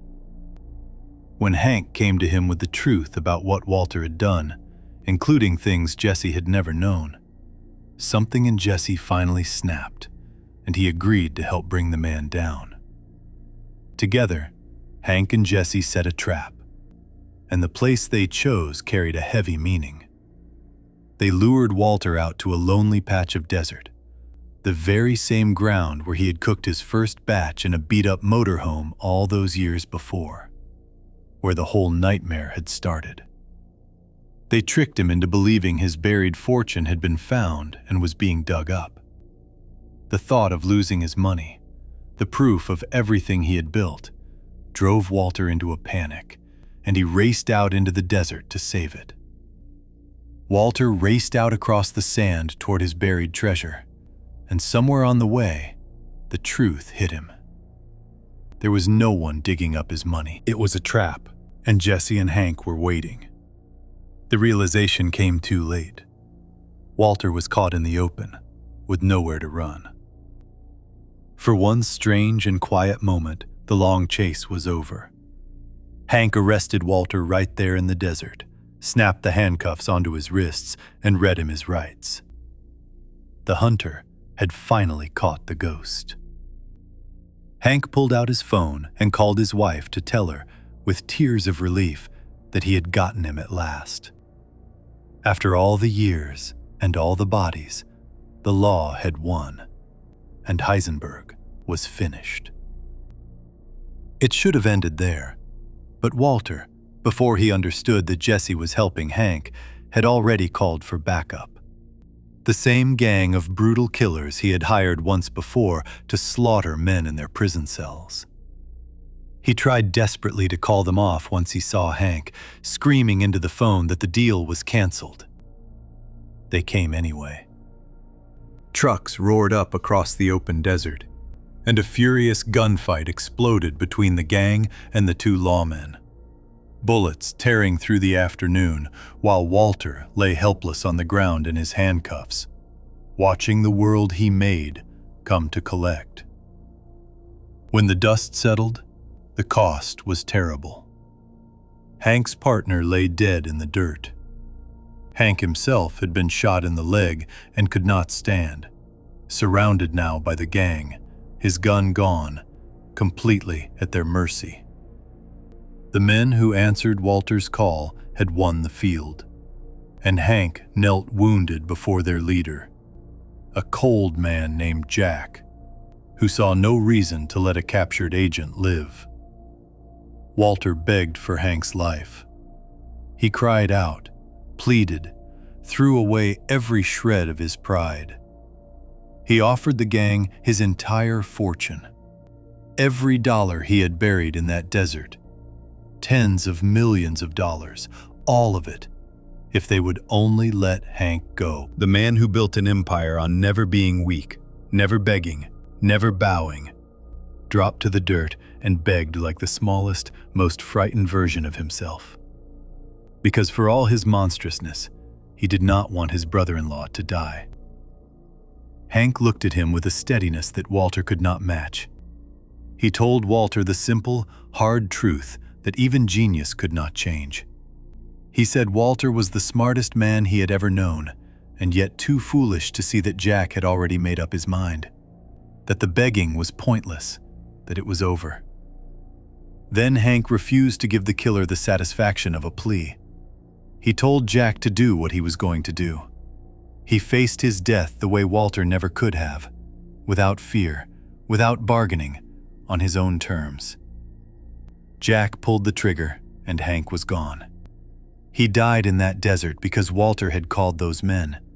Because Walter's choices had reached out, one after another, across all the years, to arrive at this exact spot in the sand. Walter collapsed, his face pressed into the dirt, a sound coming out of him that was barely human. The kingdom he had built to make himself feel mighty had just murdered the closest thing he had to a brother, and there was nothing his money or his cleverness could do to undo it. Something in Walter died in that moment, but the thing that rose up to replace it was even darker. Crushed by the loss of Hank, Walter did not soften. He turned colder and crueler than ever, and he turned that cruelty on the person nearest to hand. The gang loaded up nearly all of Walter's money, the buried treasure he had bled for, leaving him just a single barrel of it out of the many. Then one of them spotted Jesse, who had crawled beneath a car to hide during the shootout. They dragged him out into the open, terrified and trapped, and asked Walter what to do with him. Walter gave Jesse up to die. The partner he had cooked with, lied to, used, and depended on for years. The closest thing he had to a son in that dark world, Walter handed over to the killers without hesitation. He told Jack that Jesse still owed him, marking him for death as easily as crossing a name off a list. One of the gang, the same quiet young man who had shot the boy by the train, suggested keeping Jesse alive to squeeze information out of him first. And so Jesse was spared a quick death, only to be hauled off into a far worse fate. And then, as they dragged Jesse away in chains, Walter delivered one final blow, the cruelest thing he ever said to anyone. He looked at the broken young man and told him the secret he had guarded for years. He told Jesse that he had watched Jane die. He told him he had been right there in the room, that he had seen her choking, that he could have saved her with a single move, and that he had chosen instead to stand still and let her die. The truth from that dark apartment, buried for so long, came roaring back into the light, exactly as it always would. And Walter used it as a weapon, aimed straight at the deepest wound in Jesse's heart, simply to hurt him as much as a human being can be hurt. That was the cruelest thing in the entire story, and it revealed how empty Walter had become. There was no reason to tell Jesse about Jane. It served no plan, protected nothing, gained him nothing. He said it purely out of spite, to break a man who was already broken, in the worst hour of both their lives.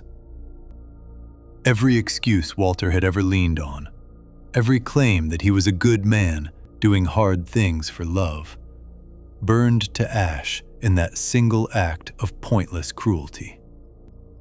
Whatever care he had once felt for Jesse was gone, replaced by a meanness so pure it needed no purpose at all.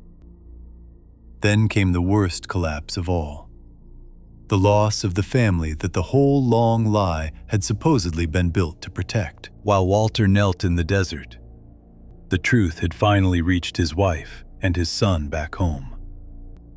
They learned that Hank had arrested him, that everything was real, that the husband and father they thought they knew was a killer and a liar. When Walter came home in a frenzy, demanding they pack and run away with him at once, his family did not fall in line. His son and his wife stood against him, horrified, and the kitchen turned into something terrible. A knife came out. A struggle broke out between Walter and the people he loved most, his teenage son throwing his own body between his father and his mother to protect her, then grabbing the phone to call the police on his own dad. In that room, in front of his children, Walter saw at last what he truly was to the people he claimed to do it all for. He was the thing they needed protecting from. Walter grabbed his baby daughter and fled the house as the police closed in, taking the only family member too small to refuse him. Then he made a phone call to his wife, knowing full well that the police were listening to every word.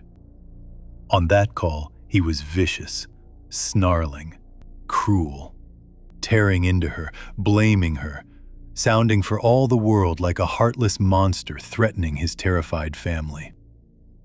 On that phone call, though, a strange and twisted thread of something almost like love was hidden underneath the venom. Part of the reason Walter said those awful things was to clear his wife in the eyes of the law, to make the listening police believe she had been a helpless victim who knew nothing and did nothing, bullied and frightened by a dangerous man. By playing the full monster, he tried to lift the blame off her and pile it all onto himself, so she would not go to prison for his crimes. The cruelty was partly a performance meant to save her, and yet some of the rage in his voice was painfully real too. The bitterness of a man whose family had finally turned away from him, so that even his last act of protection came wrapped in genuine spite. He left the baby somewhere safe, where she would quickly be found and returned to her mother, because even at the bottom of everything, he would not truly harm his own infant daughter. Then a quiet man who specialized in making people vanish arrived and took Walter away. He was driven far from his home, far from the desert, all the way to a frozen, lonely corner of the country, to live alone under a false name in a tiny cabin in the snow, hunted by the law, hated by his family, dying by inches from the cancer eating through him. The episode that held this great collapse was named after an old famous poem about a once mighty king. In that poem, a traveler comes upon the shattered ruins of a giant statue lying broken in an empty desert. All that remains of a ruler who once commanded everyone to look upon his great works and tremble. The kingdom is gone. The power is gone. Only sand and wreckage are left. The name was chosen with great care because it told the truth of Walter's story in a single word. He had built something enormous and called himself a king, and in the span of one afternoon, it all crumbled to dust and blew away.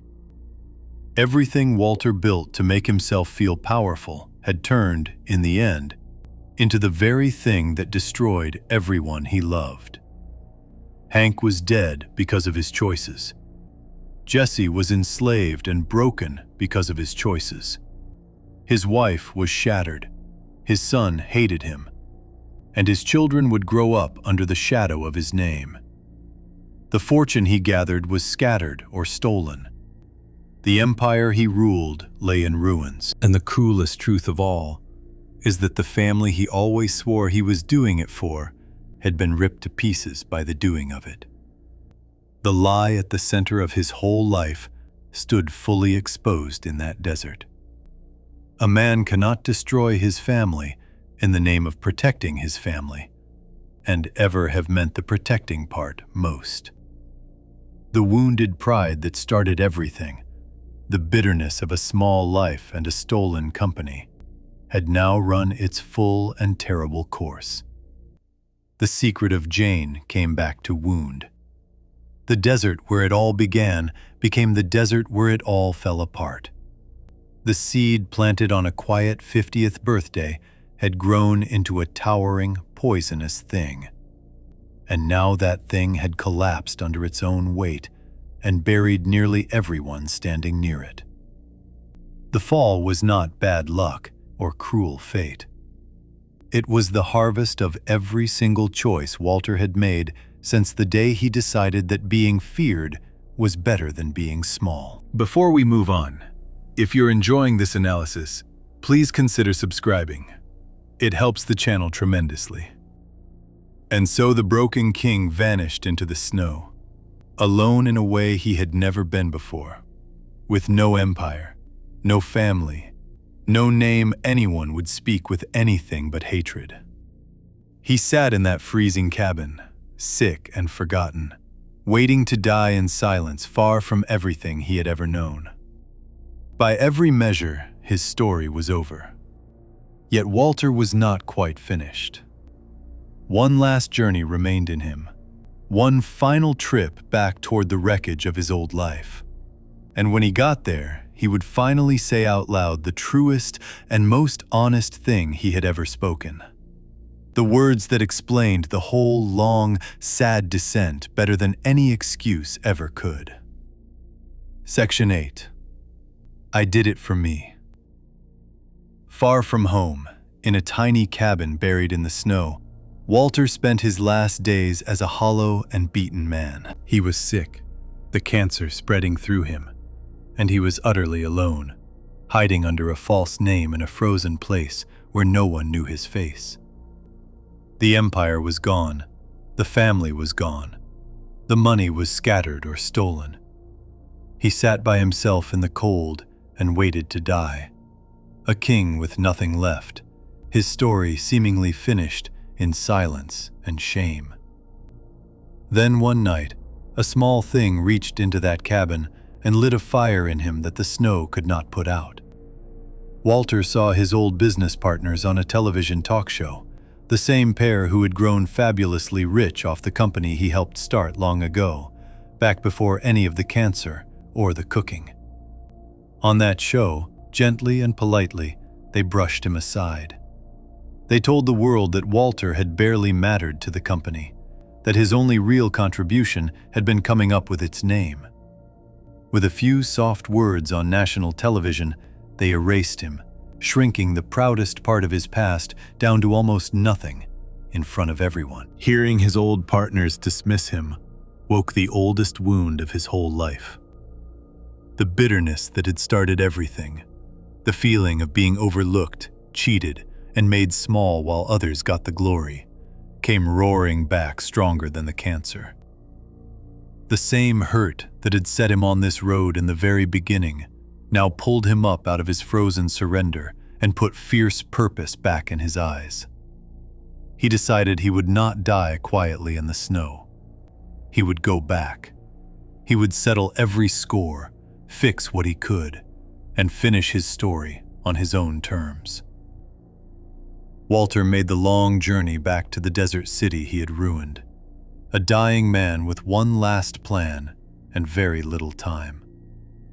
He moved through his old world like a ghost, quiet and careful, no longer the loud and swaggering Heisenberg, just a sick man with a short list of things left to do before the end. First, he made sure his children would get his money, since giving them that fortune had always been one of his real goals, tangled up as it was with all his pride.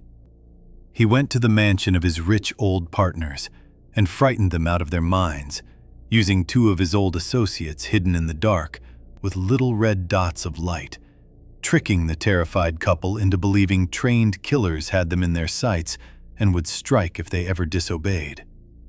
He forced them to promise to pass his remaining millions to his son, dressed up as a generous gift from their charity, so the boy could receive it without the law taking it away. It was a clever, cold piece of theater, and it worked. He also dealt with the businesswoman who had taken over the drug operation he left behind, a careful, nervous woman who had helped get Hank killed, and who was shipping his blue product overseas. Walter slipped a deadly poison into the sweetener she stirred into her tea every single day. A habit so fixed that he knew she would poison herself without ever suspecting him. By the time she felt the first sickness, it was already far too late, and she would never know that the strange, sick man she had spoken with had killed her with her own little ritual. But the most important visit Walter made was to his wife, and that meeting gave the whole long story its final and most honest moment. He slipped into her small, sad apartment, where she now lived a shrunken life under the weight of everything he had done.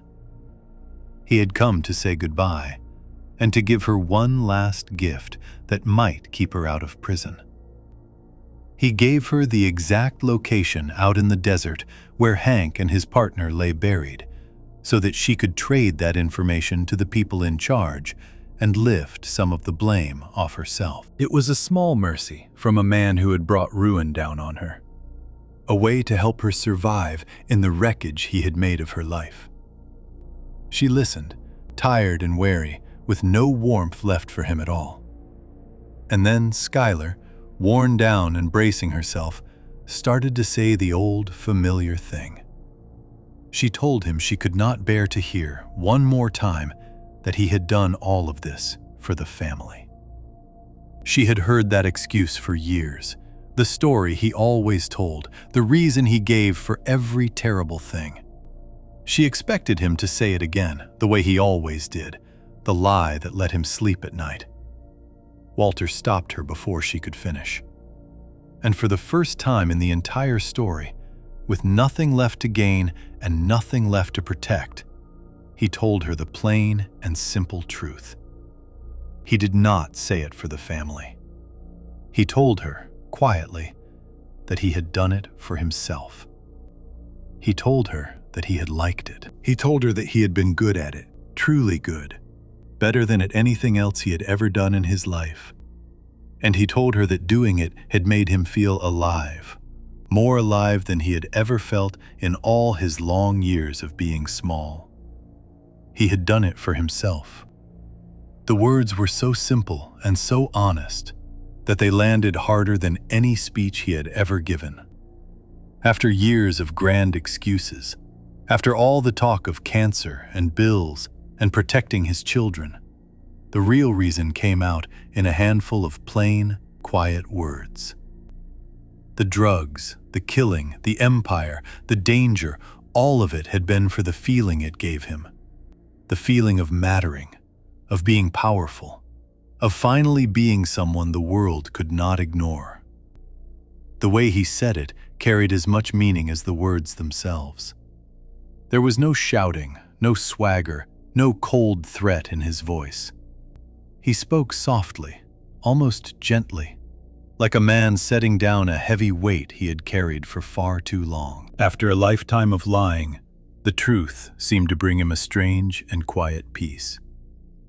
The actor played the moment small and still, with a sad calm on his face, the look of someone who has finally stopped pretending and feels lighter for it, even at the very end. Underneath those few words sat the answer to the whole story. The reasons Walter had always given had only ever been part of the truth, and the smaller part at that.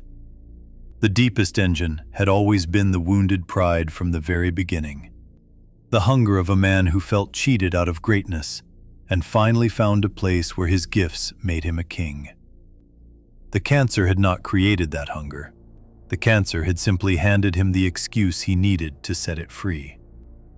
Everything that followed grew from a single root, the desperate need of an overlooked man to feel, just once, that he was the most important person in the room. For the first time in years, Walter stopped lying, and the lie he set down was the one he had told himself most of all. He had needed to believe he was a good father making hard choices, a decent man cornered by a cruel world, because that belief let him do monstrous things and still feel like a hero in his own mind.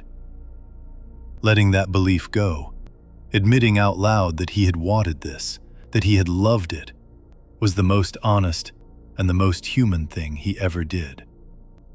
It cost him nothing now. And so at last, he could afford the truth. That single, quiet confession is the key the whole story hands its audience to understand everything that came before. Every excuse Walter ever offered, every claim that he was protecting his loved ones, gets rewritten the moment he admits the real reason. Look back across the entire journey through that honest sentence, and the killings, the lies, the pride, the empire, all click into place. He became the monster because being the monster felt better than being the man he used to be. And the cancer was only the push that let him finally become what he had always wanted to be. With the truth finally spoken, Walter had one last thing to set right, and it was the closest he ever came to making up for his cruelty. He went to free Jesse. The young man he had betrayed, the partner he had handed over to be killed and enslaved, was still alive, held prisoner by the gang and forced to cook the blue drug like a chained animal. Walter could not undo what he had done to Jesse, but he could try, in his final hour, to set him loose. Walter drove to the gang's hideout with a deadly trap hidden in his car, a powerful gun rigged to fire on its own at the press of a button. He let the gang search him and bring him inside, playing the part of a beaten old man with no fight left. When the moment came and he saw Jesse dragged out in chains, Walter triggered the hidden weapon. It tore through the room, cutting down the gang in a storm of gunfire, while Walter pulled Jesse to the ground and shielded him with his own body. In the chaos that followed, Walter finished off the leader, and Jesse, with his own chains, strangled the quiet young killer who had shot the boy by the train and tormented him for so long. The gang that had taken everything was wiped out. Then Walter held out a gun to Jesse and offered him the chance to finish it, to kill the man who had ruined his life. Jesse looked at him, exhausted and free, and refused. He would not be told what to do by Walter ever again, not even this. He told Walter that if he wanted to die, he could do it himself. Then Jesse climbed into a car and smashed through the gate and drove off into the night, screaming and weeping and laughing all at once, finally free of Walter White after years of being used and broken by him. Setting Jesse free was the one piece of his wreckage that Walter managed to mend. He had marked Jesse for death in the desert, had said the cruelest possible words to him, had used him as a tool for years. Now, dying, he gave Jesse back his life and his freedom, and asked for nothing in return. It was a small light in a very dark story. The last decent act of a man who had spent years running out of decent acts. And it mattered all the more because of how rare it had become. Walter himself did not walk away from that hideout. During the gunfire, one of his own bullets had struck him, and as the night went quiet, he could feel the life draining slowly out of him. His final plan had worked, and it had cost him the last of his blood. In his last moments, alone, Walter wandered into the gang's drug lab, the place where Jesse had been forced to cook. He moved slowly among the gleaming tanks and tools, running his hand across the equipment almost tenderly, the way a person touches something they love. This was the work that had made him feel alive, the craft he was so good at, the one place in the world where he had truly been a master.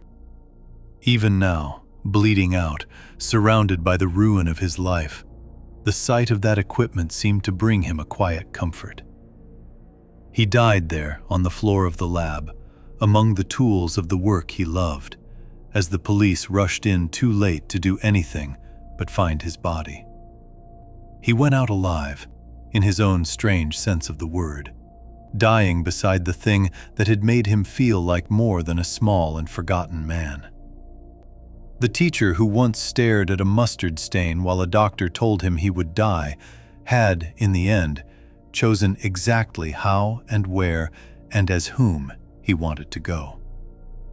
The episode that held all of this was given a title made from the very letters of the word finale, rearranged, a quiet signal that this was the true and final end of the long story. There would be no more excuses, no more empire, no more lies. Walter White and Heisenberg both came to rest on that lab floor at the same moment. The man and the mask, finally one and the same, finished, together. Everything came full circle in those final hours.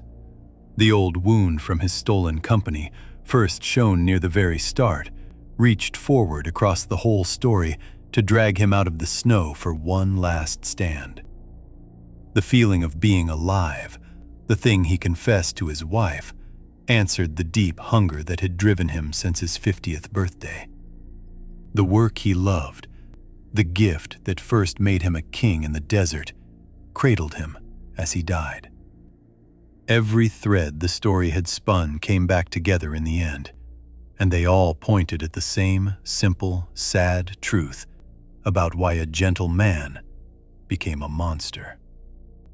The man who began as a quiet, disappointed teacher ended as an honest one, at last.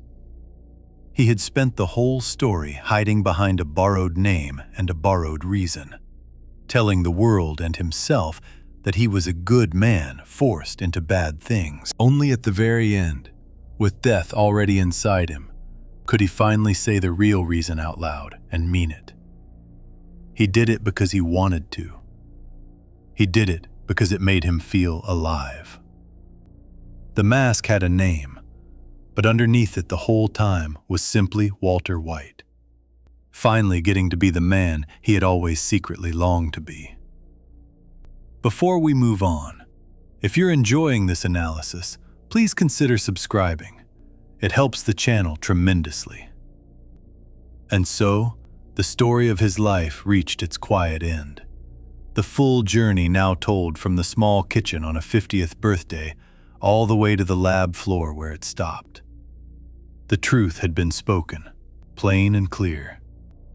Yet a single, deeper question still waits to be answered fully. The question that sits at the very heart of everything that happened. Knowing all of it now, every choice and every death and every lie, one thing remains to be pieced together carefully and said as simply as it can be said. Not how Walter White became Heisenberg, but why, truly why, an ordinary decent man chose, step by step, to become something so dark. Section 9. The man he always was. The whole long story has now been told, from a quiet kitchen on a 50th birthday to a bloody lab floor far from home. Every choice, every death, every lie sits in plain view. What remains is the heart of the matter. The question the title of all of this has been circling from the start. Why did a kind, careful, ordinary man choose, step by careful step, to become one of the most frightening figures anyone could imagine? The answer is there in everything that happened, and it is simpler and sadder than most people expect. The easy answer, the one the story lets everyone believe for a long while, is the cancer. A good man learns he is dying, the easy answer says, and a dying man does desperate things to leave money behind for the family he loves. That answer feels kind. It lets Walter stay a hero in our minds, even as he sinks. And it falls apart the moment anyone looks closely at the facts the story quietly lays out. Partway through the long middle of the story, the cancer did something that should change how everyone judges him. His treatment began to work. The sickness in his body shrank and went quiet, and the doctors told him the good news that he was responding well, that the thing killing him had been pushed back. For a long stretch, Walter was not a dying man racing the clock at all. He had been handed more time, maybe a great deal of it. And in that stretch, with the death sentence lifted, he did not stop. He kept cooking. He kept killing. He kept building his empire and chasing his power, exactly as before. A man truly driven only by a death sentence would have set the whole thing down the instant that sentence was lifted. He would have gone home to his family, treasured the extra time, and left the drugs and the danger behind without a second thought. Walter did the opposite. The good news barely slowed him. He had tasted the new life, the power and the respect and the thrill of it, and the chance to walk away from it quietly held no appeal at all. The cancer had opened the door, but once Walter was through it, he had no intention of going back, sick or healthy, dying or not. And there is an even stronger sign, one buried right near the start of the story, that money was never truly the reason either. Walter had a clean, easy, completely legal way out of his money troubles from almost the very beginning, and he turned it down flat. Near the very beginning, when his cancer was first diagnosed and the bills loomed, his rich old partners learned he was sick. The same wealthy couple who had grown so rich from the company he helped start reached out to him with real kindness. They offered to pay for his cancer treatment. All of it. Every cent. The finest care money could buy. They even offered him a good job at their company, work he was more than qualified for, so he could earn well and keep his dignity and provide for his family the honest way. Everything Walter claimed to need, the money and the security for his loved ones, was placed right in front of him, freely given, no crime required. Walter turned all of it down. He refused the treatment, refused the job, refused the help. And he did it out of pure pride, taking charity from the very people he believed had cheated him. The people who got rich while he got small was more than his pride could stand. He would rather cook a deadly drug and risk prison and death than swallow his pride and accept a handout from the two people who symbolized everything he felt cheated of. The offer that would have solved every problem he said he was solving was rejected because accepting it meant admitting he was not the great man he believed himself to be. That single choice unlocks the whole story. A man who breaks the law to feed his family because he has no other option is one kind of man. A man who is handed a free and legal way to feed his family and turns it down so he can break the law instead is a very different kind entirely. From the earliest days, Walter chose crime over charity, danger over humility, the secret thrill of his own power over the simple, boring safety his family actually needed. The family was never truly the point. The pride was the point, hiding behind the family the whole time. Money makes the same point even louder near the end. By the height of his empire, Walter had so much cash it filled a storage room from floor to ceiling, more than his family could ever spend in many lifetimes. His wife stood before that mountain and begged him to stop, asked him how much would finally be enough. He had passed every reasonable goal long ago. If money had ever been the real reason, he would have stopped at the first comfortable pile and gone home. The mountain proved that no amount would ever be enough, because the hunger inside him had nothing to do with money at all. With the cancer and the money set aside, the true reason stands out clear and plain. The thing that drove Walter White to become Heisenberg was the oldest part of him, the wounded pride of a man who had always believed he was meant for greatness and had spent decades watching that greatness slip away into other people's hands. Walter spent his whole adult life feeling small. He had been brilliant once, full of promise, certain he would do something huge. Then somewhere along the way the promise faded, and he ended up at the front of a classroom full of bored teenagers, wiping down cars for spare cash, watching his old partners become rich and famous on work he had helped create. Every day of that small life pressed down on him, And underneath his polite, mild surface, a deep and quiet bitterness grew for years. A slow burn of feeling cheated, overlooked, and unseen. That feeling was the real seed, planted long before any doctor said the word cancer. Cooking the drug gave that buried hunger everything it had ever craved. For the first time in decades, Walter was the best at something, truly the best, better than anyone in his dark new world. His product was famous for being nearly perfect. His mind, wasted for so long on bored students, suddenly made him a king. The respect, the fear, the sense that he finally mattered, all of it flooded into the empty place inside him where the bitterness had lived. The work made him feel alive in a way his safe, small life never had.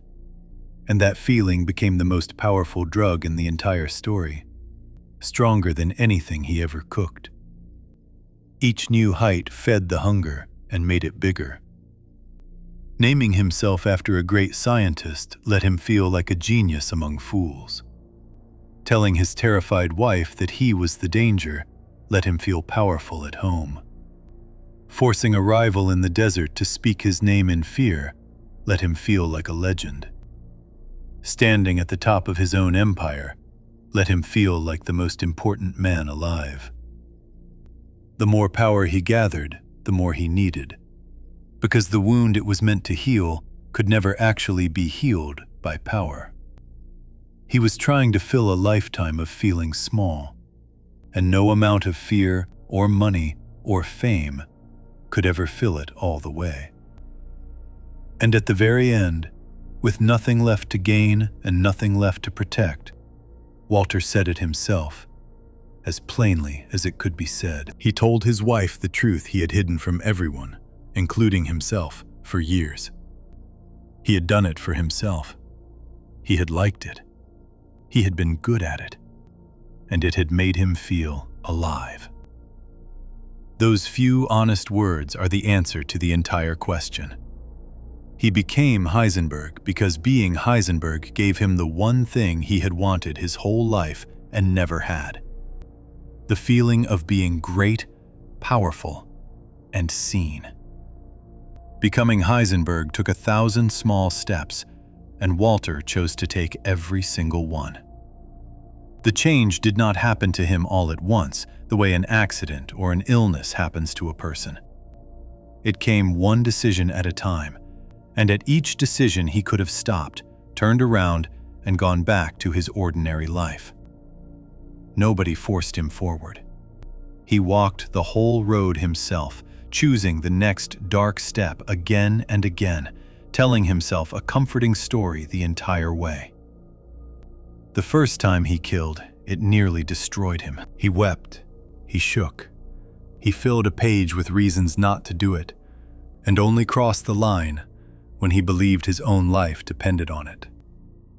By the end, he could order 10 murders at once over the phone, poison a child without flinching, and let his closest partner be dragged off to die just to settle a score. The distance between those two men was not crossed in a single leap.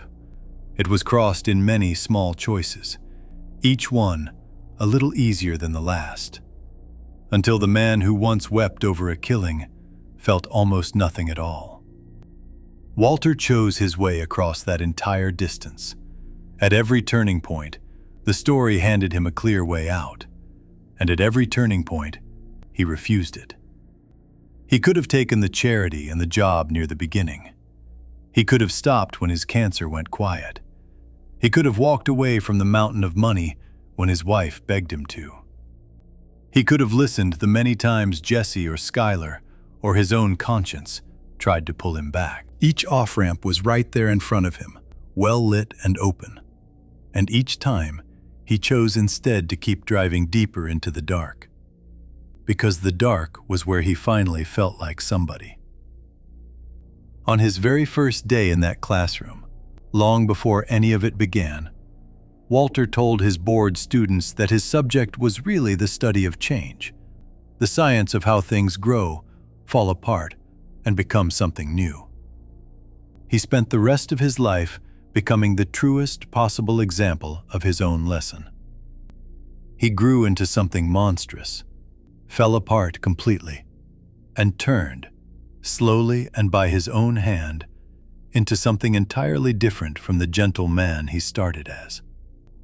The teacher who explained change to a sleepy room became the most complete study of change anyone could imagine.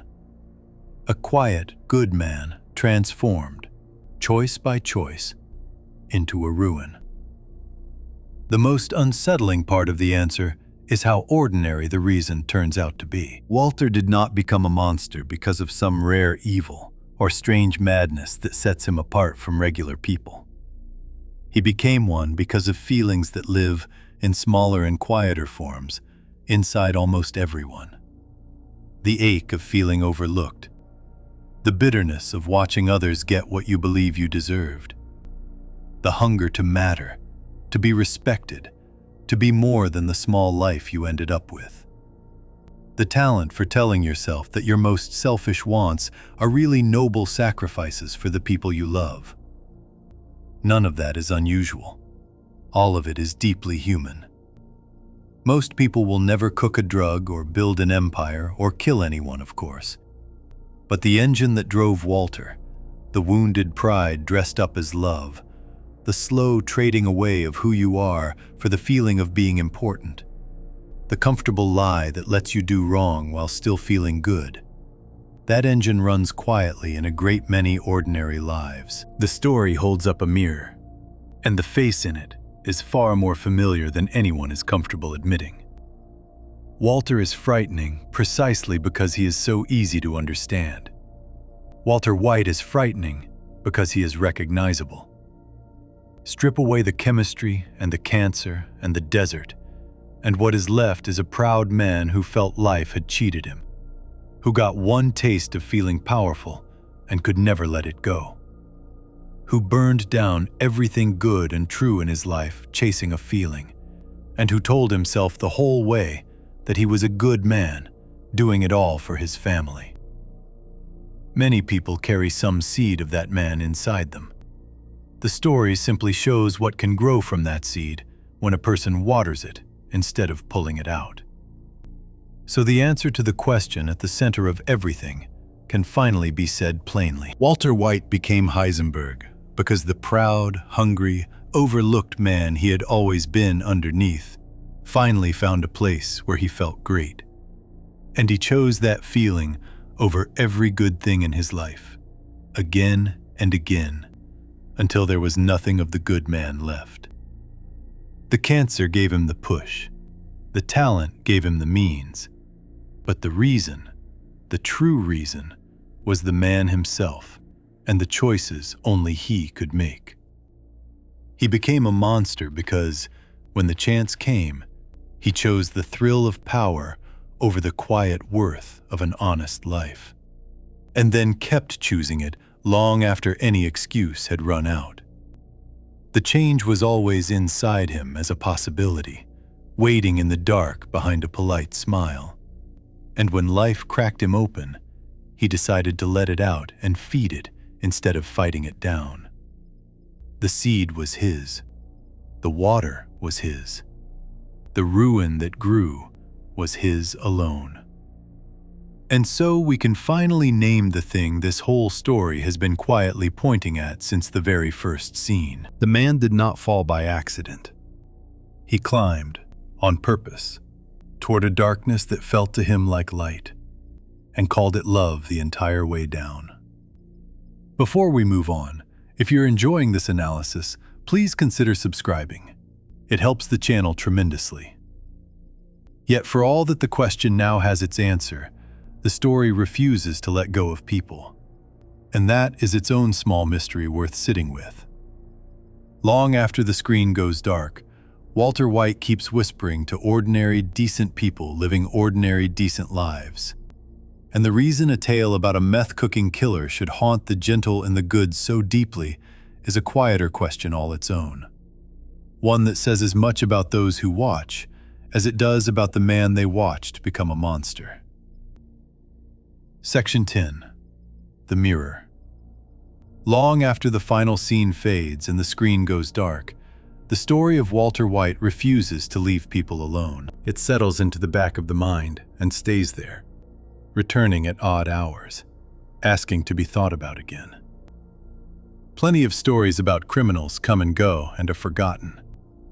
This one lingers, and it lingers most stubbornly in the minds of gentle, decent, ordinary people who have never broken a serious law in their lives.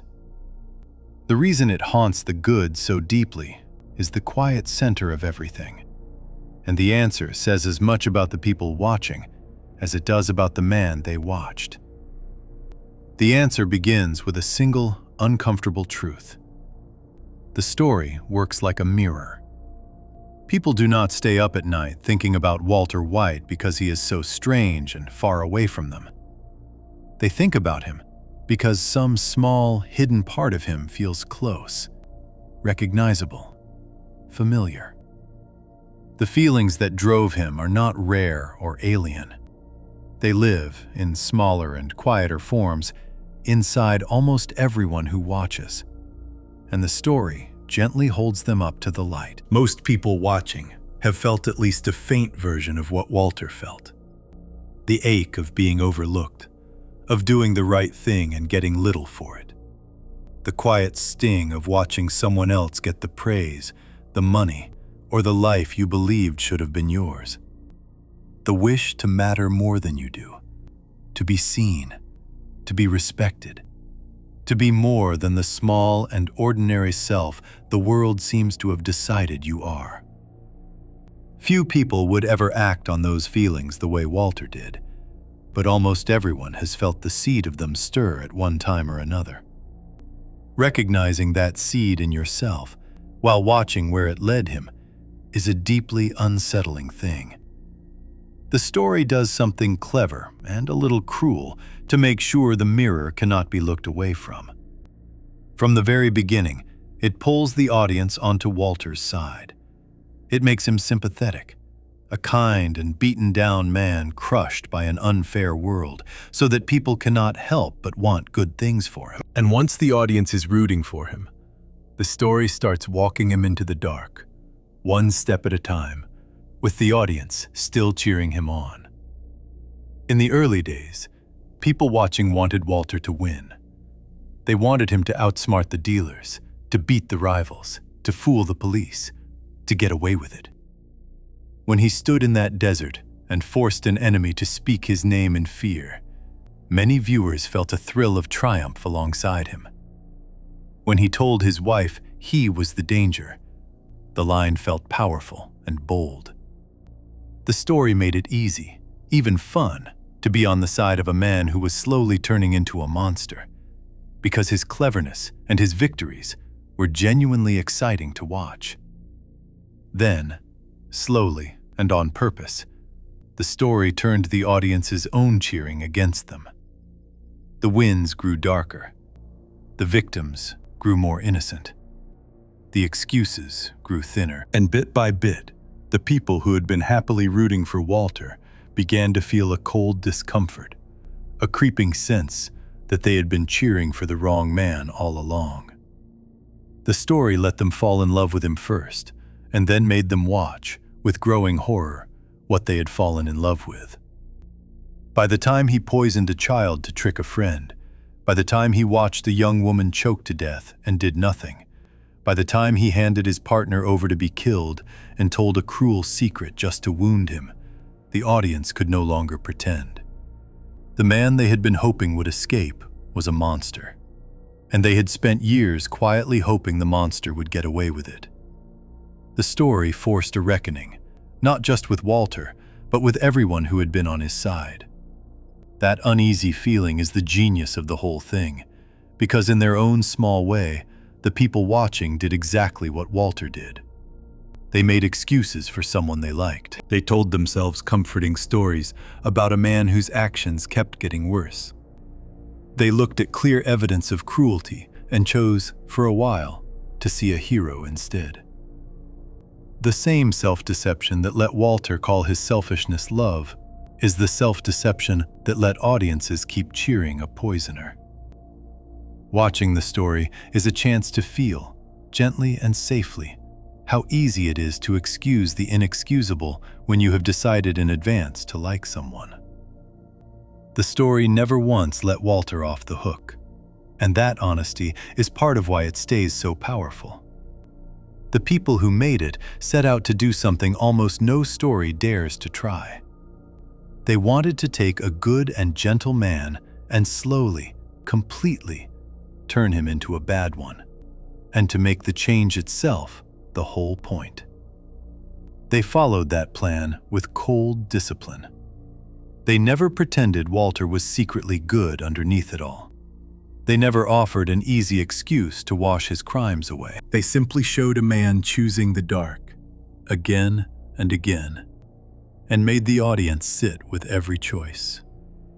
Most stories about bad men flinch at the last moment. They soften the villain, blame his childhood, give him a noble reason, or let him find redemption at the end so everyone can feel better. Walter's story refused almost all of that comfort. It let him do terrible things for selfish reasons and then look his wife in the eye and admit, plainly, that he did them because he wanted to. By holding so firmly to that honesty, the story became something rare. A tale that trusts its audience to face a hard truth without being protected from it. The famous lines from his story have escaped the screen and spread across the whole world. People who have never even watched the show know the line about being the one who knocks, or the moment he demands that his name be spoken. The lines are printed on shirts, quoted in jokes, shouted as bold cries of strength and confidence. They have become a kind of shorthand for power and swagger, repeated by millions who treat them as cool and triumphant. And the way the world cheers those lines proves the very point the story was trying to make.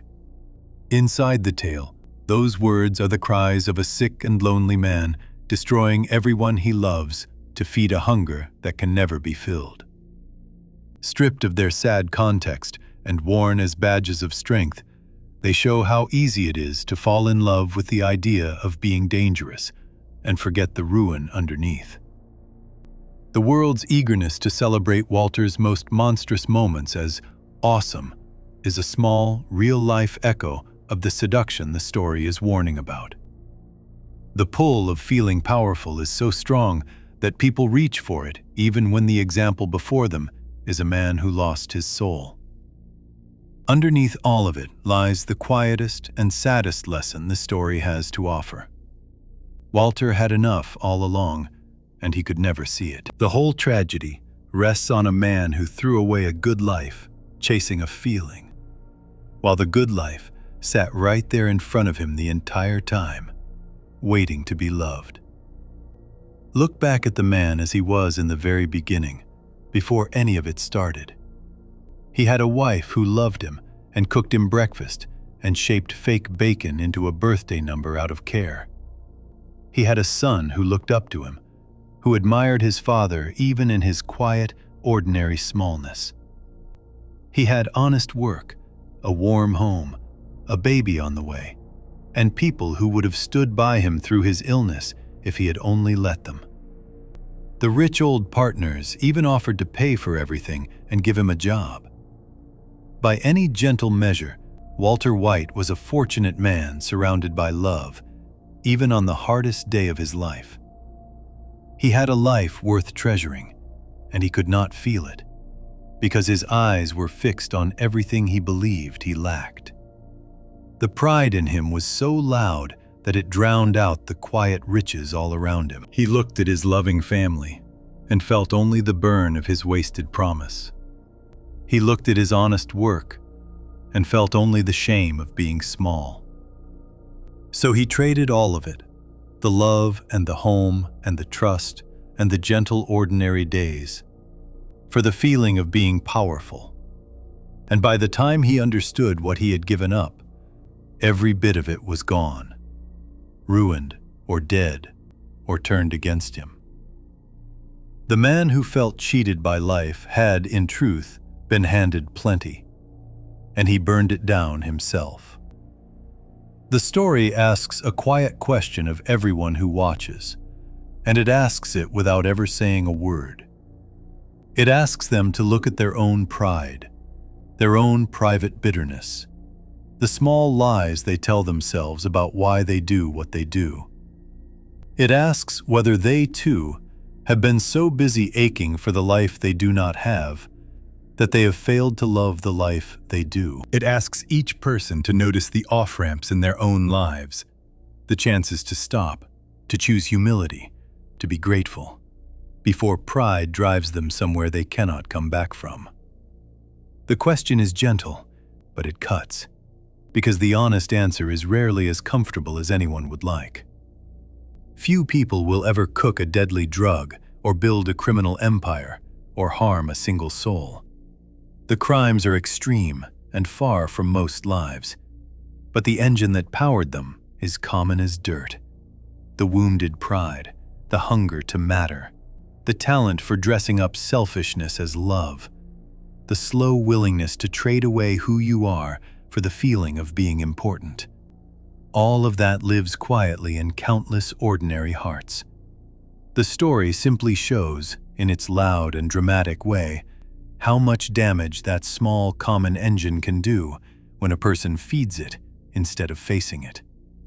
That is why a tale about a killer ends up haunting the kind and the good. Deep down, it is not really about a strange man doing strange things. It is about the ordinary darkness that hides behind ordinary smiles, the everyday pride and resentment and self-deception that everyone carries a little of. The gentle and the decent recognize, somewhere in themselves, the very seed that grew into Walter White. And that recognition is far more frightening than any monster could ever be.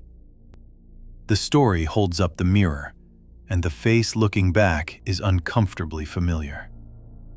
Walter White endures as one of the most complete and honest portraits of a human being ever put on a screen. And his story lasts because it tells the truth about something real. It does not entertain people and then let them forget it. It works its way under the skin and stays, because it speaks to a quiet truth about pride and self-deception that no amount of time will ever make untrue. As long as people feel overlooked, as long as people ache to matter, as long as people are tempted to call their wants noble, the story of Walter White will keep finding new hearts to unsettle. And in that final, peaceful thought lies the gentlest place to rest. Because the whole long story, for all its darkness and all its sorrow, leaves behind one simple and quiet truth worth carrying off into sleep.